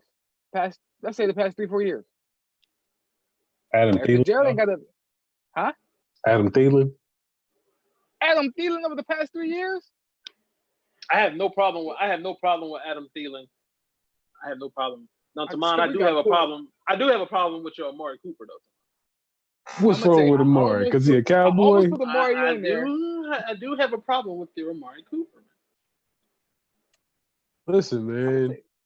Amari, he to me, he shows up at times, but when he shows up, he shows out. And he's one of the reasons why the Cowboys were where they were at one point. I almost had Amari up there. I ain't gonna lie to you.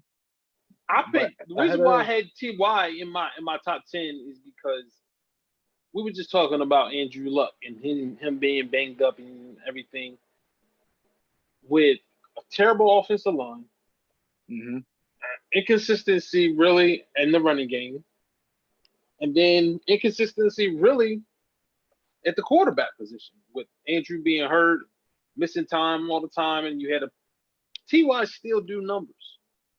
I was gonna say, I'm about to pull my man up. He still do numbers. I got no beef with having with Ty being on there. And actually, I'm like, dang. I was looking at my list like, dang, who can I take off and put Ty on there? Because hey, when y'all showed it to me, I said, oh man, this is gonna be tough. And I don't have Keenan Allen in my team. And I saw that. I said, "Yo, how big?" Which is the reason why we did the topic, because of the wide receiver beef. But I don't have Keenan Allen in my 10 because to me, like, he gets hurt so often. Like, I think like last year was probably the first year, like one of the like last couple of years that he's played a lot of games. Like, a lot of times, man, he missed 8-9 games in seasons a lot, man. And I'm not saying that he's not talented. He's definitely talented. But when a guy misses 8-9 games here, 8-9 games there, I just can't bang with him. I got you. I definitely understand that, because I think for the past couple of seasons he did play 16 games, but in between that he had games where he missed a lot of games. But I'm saying, and this is why I base my picks on. Over the past 3 seasons, it's hard to find a more productive receiver than him, just catch-wise, reception-wise. It's hard to find a more productive receiver than that guy. Yeah, I mean, so that's why I had to put him on the list, because I'm like, man, because I saw people was like, DK Metcalf better than Keenan Allen, Tyler Lockett better than Keenan Allen. I said, what? Like, are y'all tripping? Y'all don't understand? Y'all don't know what this dude does? Nah, Keenan Allen tough, and he's consistent. He's consistent, but it was just those 2 years. Right. And then, I mean, Yeah, those 2 injury. years came. Those 2 years came right when he was starting to really find his groove, and then Mhm. he came back and he had some good years. And of course, playing with Phillip Rivers, you never know what you're going to get. So I think that definitely played a factor in what he got his numbers as far as compared Yeah. to the top echelon guys that he's comparing himself to. Like, dude, you're Now not this is what I Julio. would say. Definitely Yeah, he's not Julio. This is what I say. Like when he said, "I'm better than Tyreek Hill, and I'm better than Mike Evans," and I'm like, so I would say he's a better route runner than both of those players. But as far as all around, to me, he's not better than Tyreek. Again, it shows in my listing. They're just explosive players, man. Those are just explosive players that I don't know if you get explosive players from Keenan. Explosive players from Keenan.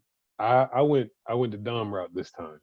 So I looked at their catch radius, or not the catch radius, but the catch percentage, the targets, the yards, touchdowns, production wise, and the one knock that I did have on Keenan, like Dwayne was saying, was the help and him not playing. But when he played, he was very productive, and each time he stepped on the field, he's been productive. So, I mean, that's why I have him above an Odell Beckham, because to me, looking at the first couple years that he was in New York, Odell did his thing, and he's a great talent. Don't get me wrong, but production wise and on consistency, if he's not injured, you know what I mean. He's very productive. So that's Keenan? one of the reasons why. Yeah, Keenan.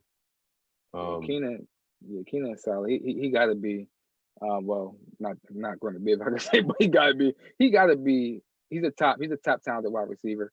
So I definitely understand that. What was tough? He's definitely. He's definitely go. a top 10. He's definitely a top 10 receiver, talent wise. No question about it. It's just that it was a little biased. I probably would have him in there. He probably should be in there, and Chris Godwin should be out. I'll follow my story there. That was the Delaware in me. I ain't gonna lie, it's a Delaware in me. But Keenan, I just think like Keenan doesn't have that explosiveness. He doesn't jump off the page like the other guys. Will jump off your screen or however you want to say it. Like the other guy. Yeah, like a Chris Carter. Possession receiver, not that big play receiver. I see another person that's not on your list. So this is what I'll say with you about Damon. Amari Cooper over Davante Adams. Yeah. I didn't even realize, Damon, you didn't have Davante Adams in your list? No, I didn't. Huh? I didn't. Well, I didn't have Keenan Allen, so I can't say. Because but listen, I can understand that. I went back into the list that I had a couple of weeks ago as far as my top 5 as far as the young guys, right? And I was looking, and I had him at like, I think it was 6A or something like that, 6B. So it was really a toss-up. Like, I was biased with Chris Godwin, I ain't gonna hold you, but his stats hold up. And it was really it was like him, Stephon Diggs, and Amari Cooper. And I was like, I got to stay true to what I had with the top 5 that I had earlier. And Amari Cooper was ahead of him. So, and then we haven't played football yet, so I can't go against what I went. So that was the deciding factor on that. Understandable. So you want this to be what I'm consistent? I got you. And I'm gonna tell you, I got no issue if nobody had Davante Adams on the list. Just looking at the numbers, Davante Adams only had 1,000. He's only had 1,000 yards season. One. He's had. I think he stands out because he's a touchdown guy. But I'm looking at 900. Whenever Aaron Rodgers needs a play, he goes to him though. And Aaron Rodgers is one of the best quarterbacks, if not, I mean, that's arguably or whatever. But I mean, he's the number one guy, but Aaron likes to give it out to other people. So I'm not gonna knock him for that not having 1,000. Because I mean, he I likes to am. spread it out. I mean, you gotta think, Aaron Rodgers did win the Super Bowl with who? Greg Jennings, Donald Driver, Solid and players. no, not to him, but there, you know what I mean? Like there wasn't really a number one dude that just jumped off the bat. And I think Devontae This, is one of the ones that he's the first number one that he's really had. But he's had to well, I share the think Jordy was spotlight his with number like one. But can I say this? I think Jordy was his Greg number Jennings. one. I was gonna say Greg Greg Jennings. Jennings was his number one. So when you say that, this is what stands out to me when you say I can't knock him for not having 1,000 yards. So if you're not going to have Keenan Allen on the list, I would say you can't have Devontae Adams on the list because I think Keenan Allen's a more explosive player than him. I'm looking at this target. no, I'm not gonna say that at all. As far as Okay. explosiveness, Yep. look at the yards per looking at- catch. The yards average a catch. I'm pretty sure that Devontae is ahead of him. I know I'm making a case for him, and he's not even on my list. But 12.1. What? That's but- Devontae, 12.1. really, And I'm gonna go. Oh, And I'm gonna go look okay. at. I'm gonna go look at never, Keenan. never I'm mind, gonna go never look at mind, Keenan. never mind, never mind. You said 12.1. That don't even sound right. That's not See, even what I was but- thinking. I watch a lot of film on corners, and a lot of top cornerbacks say Devontae Adams is the one guy that they don't want to see every week. He's physical. Tough. He's physical. He gets in and out of his breaks. He's just a really good route runner. Neo with the appearance. You know what I mean? So, And I agree with that. I do agree with you that. know what I mean? So when I hear the guys that go up against him say those things, and when I watch film and I'm like, man, Devontae Adams is a tough cover. You know what I mean?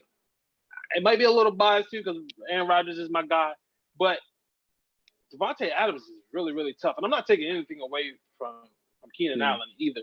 But we're also seeing a decline in Aaron Rodgers' production. Mm-hmm. So at the same This time, one- that Devontae is suffering because of that as well. Can I ask y'all a This what I'll question? say. Yep, but Do y'all and on the decline? Do you think that Julio's on the decline? if Julio is on the decline,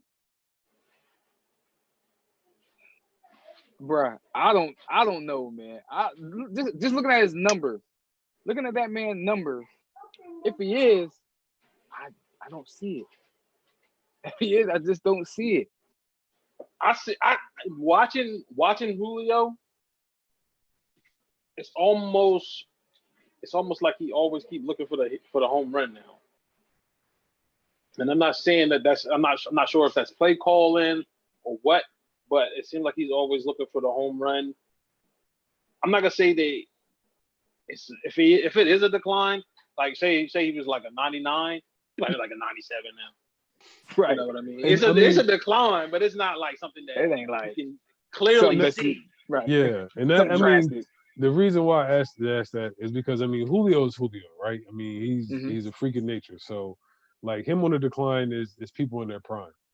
But I think that Matt Ryan has tried to force feed him so much to the point to where it's drawing on him, and it's almost making me think like maybe Julio needs a fresh start to be Julio again, because it just seems like the eyes, even though they have a great wide receiving core, he's always looking to where's Julio in the play, and to the point to where he'll double pat the ball just looking for him to break off his route or whatever. It's just like, yo, you got talent. Also, dog. man, I watch a lot of film and different stuff. A lot of cornerbacks, they read Julio.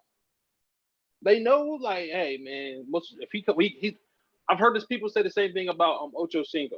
If he come out of the huddle and his gloves, they're not strapped up, it's a run play, or the ball, or he's not the number one option. You know what I mean?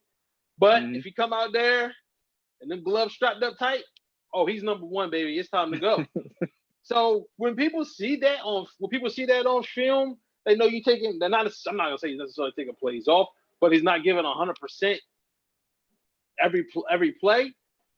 It kind of reflect in your numbers if you're not that same hungry animal that you were once before. one last point about the Devontae Adams thing. He get a lot of targets, bro. A lot of targets for him to only have one 1,000-yard season. But again, I do understand about his toughness. And one thing I will say about it says 5. I do, and listen, I like Bull. I was just playing devil's advocate. Okay, I think he's that good. I do think Devontae Adams is that good. But just looking at the numbers for him not to have more 1,000-yard seasons for the amount of targets he get, just tells me that he's not really that. He's not that stretch type player, but he's going to come up with big plays when you need him. And another thing about Keenan Allen, he's predominantly in the slot. So that's why I'm gonna say that Adam Thielen got to prove himself this year, bro. Well, he don't have Stephon Diggs on the other side, so he got I do agree. The rookie that he got on the other side. Justin Jefferson. But this is what I say also. We'll see. I think Winston ain't gonna have to prove himself too. If you're talking Stephon about Diggs, yes, because I think Stephon Diggs 8 because Adam Thielen was the one you can move anywhere. You can move my man in the slot. You move him outside. He catch 100 balls. So I think that they're both going to. Yeah, I think they're both going to have to prove themselves. But I think that Adam Thielen is a sure fire to catch. He's going to catch 100 balls. He's going to get the targets to catch the balls because he's going to play in the slot a lot. So when there's something that's going down or something that I need a hot route, he's going to go to Adam Thielen. Adam Thielen going to be the hot route. What's his name is going to be the guy. He's going to be the guy where he's going to draw the team's number one corner every time. One more question. And he's not going to go ahead. For y'all, from me. What made both of you guys put DeAndre Hopkins over Michael Thomas? Nothing he can't do. Nothing that DeAndre Hopkins cannot do. They got Michael Thomas at 3. Why so low? Yeah, listen. I'm gonna tell you. Man, Michael Drew, I'm not taking anything away from Michael Thomas, but he do play with Drew Brees and he got Sean Payton, man. I'm not saying I can't like it's not his fault. It's not his fault. And I shouldn't hold it against him. But D Hop, man, like he don't have that, man. He don't have Drew Brees and Sean Payton. He's had Case Keenum. He had Case Keenum. He had Tom Savage, I think, for like a few years. Like, come on, man. And I don't know, man. Work. He put up work no matter who you put on him. He can hit the home run joint. He can hit you with the intermediate. There's no route that he can't run. He doesn't get shut down. And this is why I would put him over there, because the best corner in the game said the toughest matchup I've ever had was DeAndre Hopkins. Well, who's the best corner in the game? Jalen Ramsey. Well, it's a toss-up. It could be a toss-up between him and Stephon Diggs. But I heard Jalen Ramsey say he's the best check that he's ever had. I've seen Mike Thomas get shut down. We talk about, like I said, I went super dumb with the stats this time, and I was looking at the catch percentages. But the one thing, they're out of the chain. They are dumb, and I was like, yo, and the thing is, I had that same argument, and this is why on the screen it says 1 and 2, but I would have them 1A and 1B, because I always fought for DeAndre Hopkins being number 1 over Julio, for the simple fact that, like Bev said, the quarterbacks that he played with, and he still produces. And him being in him having the coach that he had and still producing, in my opinion, is still something. So and Biff touched on something again that I wish I thought about. He's catching with Drew Brees. He's throwing, and Drew Brees is very accurate. So that may be one of the reasons why his catch is the way that it is. And he got Sean Payton, and he got Sean Payton's scheme. That's who's calling the plays, man. They got Bill O'Brien, who just traded this man. Come on, man. Bill O'Brien just traded the best wide receiver in the game for a second-round pick and David Johnson. Come on, man. I listen, I get it. But when I looked at that catch, I was like, yo, this dude catches everything like every season. This didn't just happen like this. And I was like, I can't argue that. I can't argue that at all. But if you go to DeAndre Hopkins, DeAndre Hopkins dropped like one pass? That was one season. his catch rate is crazy too. It is, and that's why I have him like 1B, and that's one of the reasons why I got Julio down as low as 4. And so talk to me about that, because you got Tyreek Hill over him, and I'm interested in that. And I got no beef with it, especially because the way I think a lot of people just think Tyreek Hill is a speedster. I think that's what they just think. He's a speedster. He can't run routes. He doesn't do all this extra stuff. He doesn't do what wide receivers do. But when you put on the film and you watch him, he don't just run go routes. He don't just run drags and slants. He runs almost every route in the tree.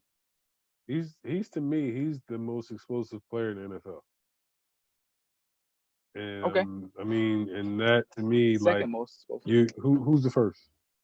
The boy that plays Big Trust. Oh, Lamar. Okay, I'll give you that.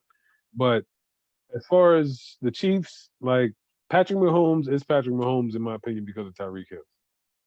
And not to knock Patrick Mahomes whatsoever, because he's arguably the best quarterback in the league right now. You can say that, but Tyreek Hill makes that thing go, bro. Like you got to know where he's at in the field all time, and have a safety over. So with that, and that was led to my question about Julio declining, because I was like, man, like Julio been my guy for the longest time, but like he just been force fed for so long.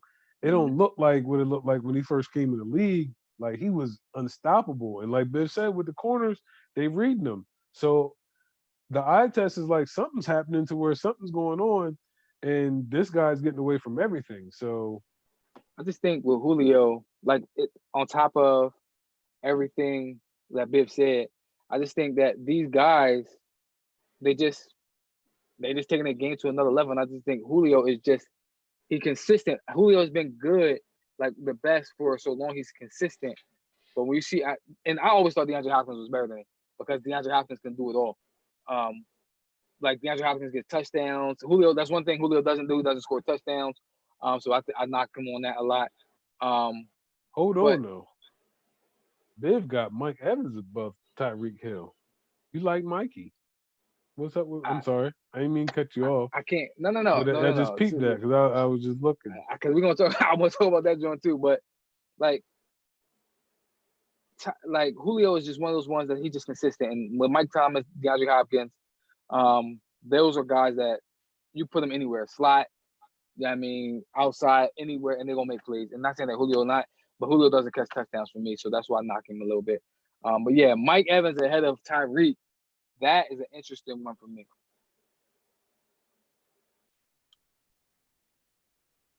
Yeah. Like, man, I don't care. I really like y'all are big on Tyreek Hill. I think Tyreek Hill is just another weapon in Andy Reid's offensive scheme that is benefiting from playing with Patrick Mahomes. Like, I think, I think everybody's eating, and there's the only one guy gets the ball first. So I don't understand how Patrick Mahomes can be eating because of Tyreek Hill. Tyreek Hill don't get the ball without Patrick Mahomes. Like that don't. Well, can I say this? That doesn't make sense. He opens up. Can I say field. this? Andy Reid's scheme opens up the field. Okay, so if you're gonna say it's Andy Reid, then I would give Andy Reid credit more than I give Patrick Mahomes credit because when Alex Smith was there, Tyreek Hill was still eating. So that's why I would say, if you're going with the Andy Reid theory, I can understand that. But I do think Patrick Mahomes, and which we'll talk about, we'll touch on in the next on one of our other segments. We talk about the top 100, but just look at the weapons that Patrick Mahomes has, man. Just looking at the weapons. Just going off the top 100. Two of his weapons is in the top 20. Two of Patrick Mahomes' weapons is in the top 20. Travis Kelce and Tyreek Hill. So it's tough to say that Tyreek Hill is Tyreek Hill is benefiting from Patrick Mahomes, and we know how good Patrick Mahomes is. But man, that boy got weapons, bro. He got weapons, man, that nobody else in the NFL has. So maybe they all feeding and eating off of each other. But when I see Tyreek Hill, man, like you said, I think that you have to have a safety over the top, but he doesn't just run that route. You can put him on the outside. You can put him in the slot. And I've seen where he run curl routes. I've seen where he jumped up. He jumps up and go gets it. So that's why I have him high at my number 4, because he's not just a speedster. But I do understand when you talk about that offense that Andy Reid puts together, because he's an offensive genius.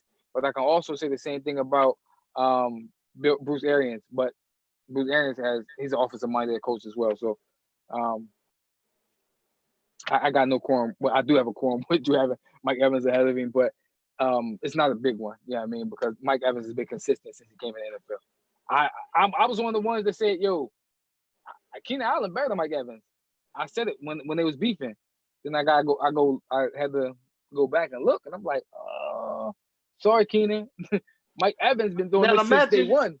But imagine Mike Evans' numbers if his quarterback wasn't throwing 30 interceptions. Yeah. Like, come on. I knew we was gonna go there. I got that plays a role. That plays a role when your quarterback is throwing the ball to the other team. That's receptions, that's yards, that's touchdowns that you're not getting. Because your quarterback is consistently turning the ball over. Mike Evans' numbers could be bananas. Now he got touchdown time. Well, this could get ugly quick. 43-year-old time. We're gonna see. We got 43-year-old time. We're gonna see. I got no beef with my man, but we're gonna see. I mean, check the rest of this before we. Oh, I'm sorry. Tamon took it down. It's all good. It's all good. I'm sorry. That's all good. It's all good. Because I don't think it was any other. Jimmy had 43.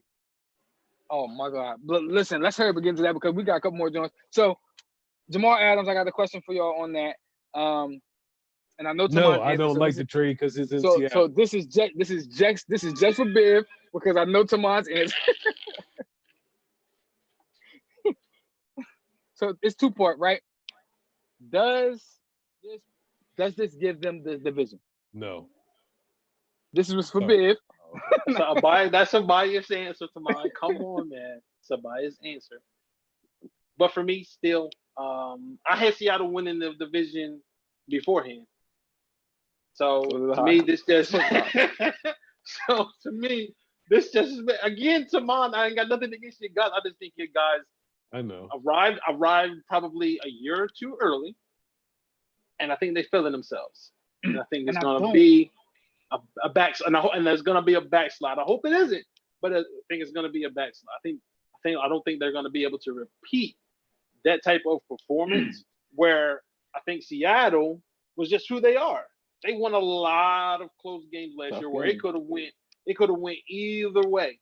But I think they're gonna be better this year. They're gonna be more consistent this year. This is what I think. And Adams, boy. Whew. This is what I think. Tell me where the 49ers got better. Where they got better. And I know you're gonna say a biased answer to mine, but just if you take your 49ers glasses off and tell me where they got better and tell me that they non-biased answer. We didn't get better, we just got younger. Where? On the defensive line, at wide receiver. So y'all did get younger at wide receiver. The defensive line, y'all got rid of a young guy, got a younger stud, guy. A young stud, and then y'all got a rookie who came in. Y'all got rid of a. Respect my man Javon. I'm not disrespecting Javon. Yeah, he's just a rookie. He's a rookie. But he is just a rookie. That's just what it is. He's a rookie. Okay. He was like number 2 rated defensive tackle in the draft. I get it. But he's still a rookie. Y'all got rid of a bona fide stud in the middle and got a rookie. And again, Nick Bosa did this thing. As a rookie. But y'all also lost a sure thing, a surefire. If y'all had an issue, y'all gonna throw it to y'all can no, but I'm just saying, like why I'm picking Seattle over them because y'all didn't get better in any area. Yes, y'all got younger, and y'all had the potential to get better in those areas. I mean, just off of youth alone, but y'all didn't get better. Y'all did lose a young D tackle who's a stud. Richard Sherman is older. I mean, I don't know what y'all did with the safeties. Y'all got rid of Emmanuel Sanders, so We y'all didn't get rid of him. well, We didn't he resign left. him, but he Right, left. so y'all got I mean, y'all got rid of him. I mean, he went to Drew Y'all did Brees. get Come rid. on Y'all now. did bring Trent. Y'all did bring in Trent. Y'all brought in Trent. Okay, y'all got better there. Y'all did. Y'all brought in Trent Williams, and I don't even know if that's better because y'all had Joe Staley last year who was solid, and He's Joe retired, 36. and y'all just replaced him with Trent. So I mean, like, I'm not gonna say that we got better. So I mean, I get that, and I understand why people would pick Seattle. I'm not gonna knock that at all. You know what I mean? Because Seattle's a good team. I hate the fact that they got Russell Wilson. You know what I mean? I do hate the fact that they got DK Metcalf. That was stupid as hell. But nonetheless, they got him. And now they got Jamal Adams, which pisses me off even more. You know what I mean? Because I liked him in New York. And I'm like, yo, let's bring him. Of course, any free agent bring him to San Francisco, but I didn't want him to go to Seattle of all places. Stay the hell out of my division. But nevertheless, he's here. So, Yeah. I mean, Seattle has gotten better on paper, and we'll see how it pans out. They did. What do you mean? They did get better on paper. I get it. They got better on paper. I get it. Listen, I'm giving you the best I can for my hate in Seattle, bro. They did get better on paper. They did get better on paper. What did y'all do? The next question for Bev Tupo is: does this make them a legit Super Bowl contender? When you got Russell Wilson at quarterback, I think you're already a legit Super Bowl contender. Just being honest. But when you add a defensive guy like that to a coach that's defensive minded, and the Jets were already moving him around all over the place. He was playing rush in. He was playing linebacker. And now Pete Carroll's going to be able to put him in his toolbox. He's gonna be a huge difference maker. You know what I mean? So yes, they are definitely a Super Bowl contender. Got rid of Earl Thomas and then this dude comes Thank in. you What for in that. the world, bro? That's what I'm saying. To get rid of Earl and then to solidify it with a younger. I'm not gonna say a younger Earl because Earl. Well, he's this is his what I'll own. say. I can say he's his own player because Earl was a free safety. Like he was an eraser back there. He went to go get it. Jamal Adams. He gonna get you interceptions. He gonna get you sacks. Okay. So let's talk about this top 100 list. Let's stop. Hold Let's on. stop. I think. Hold on. Is that it? Is that all we got? Is that all No. we got with that? We're gonna talk about the 100 list and then we're gonna wrap it up, man. Jeez, I know how great of a player he is, man. Yeah, hey, listen, I'm just trying to get over the fact that they got him. You just rubbing it. He can do this and he can do that. I'm mad like the Eagles Shanahan didn't get over him. here. I'm mad the Eagles didn't get him. But I know you double hurt because what was y'all gonna trade? Man, we could have traded. Listen, I would have traded Zach Ertz. Y'all have no assets. Yeah, listen, we got the same amount of assets that the Seattle got. I could have gave up 2 first rounders and Zach Ertz for him. That's a better deal than you gave up Zach. Yes, I've been trying to give up Zach for 2 years now. But who wants him? The Eagles. Exactly. No, if you had said Dallas, I would have been like, okay, but that's what everybody wants. That's what I'm trying to give everybody wants. That's what everybody wants when they call. They'd be like, can we get Dallas? They'd be like, we'll give you Zach. And they'd be like, click. Oh man. That's not what I asked. That's what happened with us. We said, can we get Tom? They said, nah, you can get Jimmy. Nah. We hung up and then said, hold on. Hold on. We called him back. Yeah, let me go ahead and get Jimmy. All right. Let me get Jimmy. We'll settle for Jimmy. Speaking of Jimmy at 43 and Carson Wentz ain't even on the list. What's happening? Carson Wentz at 101. Is he at 101? I don't know. They come with the last 10, like at the end. So he might be at 105 or something like that. Listen. So outside of the obvious for me, right? And I got a massive argument with that. That's What's biased or the unbiased? listen? Unbiased. We're just It's a talking about this unbiased- year, though. I'm gonna go off of this year, just this Hmm. year. This is biased. You guys, this No, is it's biased not. more than you guys. It's unbiased, yo. I would say it's unbiased.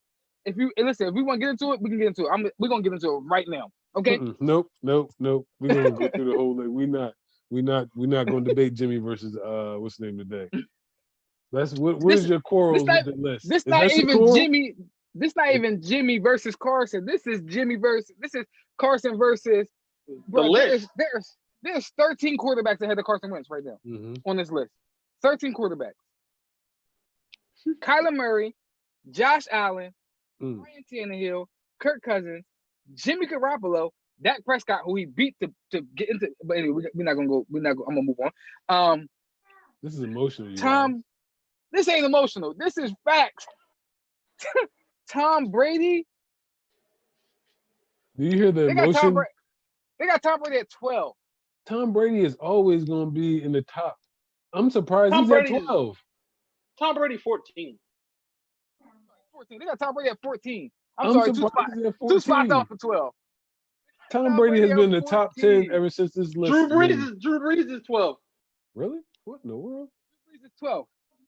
But listen, Drew Brees, I can doing my research, I cannot argue with Drew Brees is 12.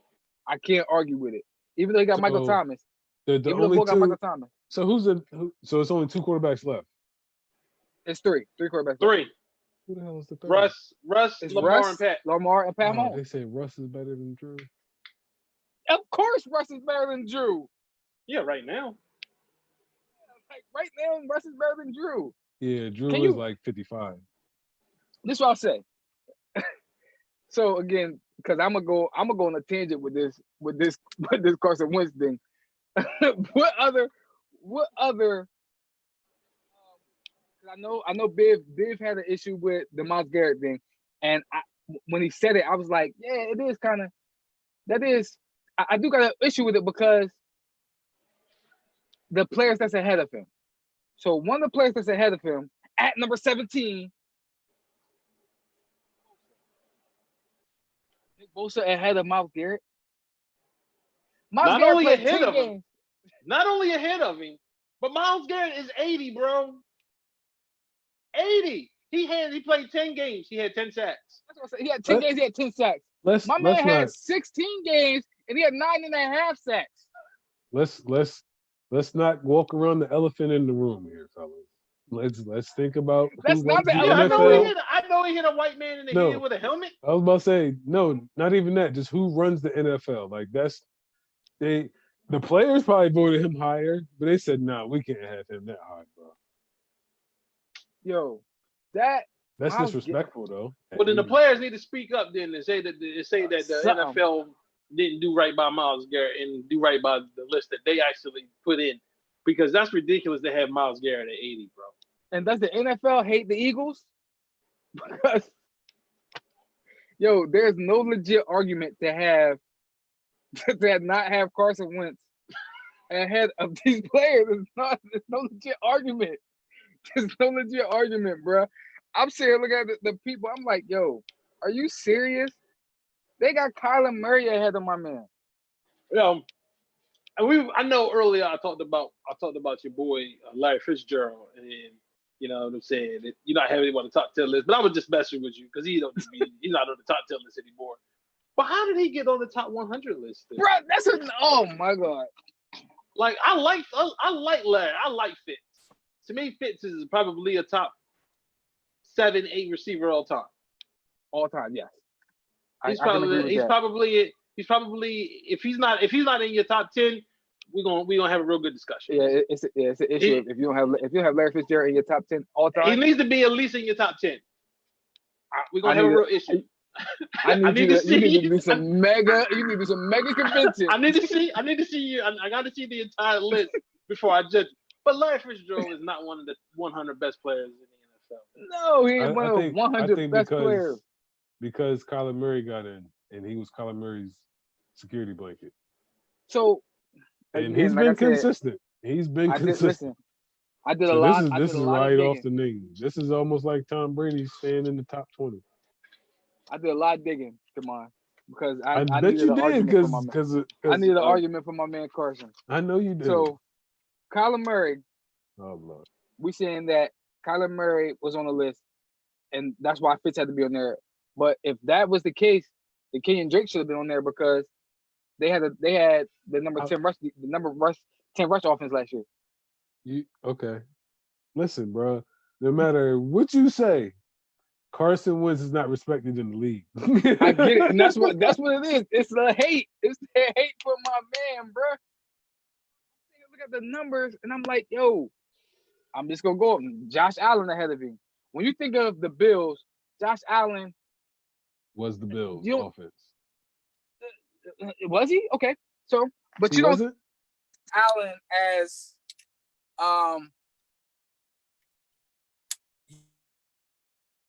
No. okay, yeah, I hear you. All right, okay.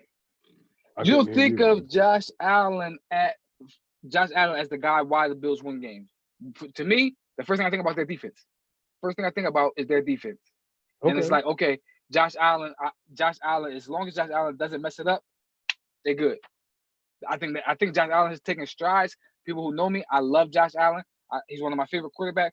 But just being real, I think the defense is why we think of them being 10-6 last year. It wasn't because of Josh Allen.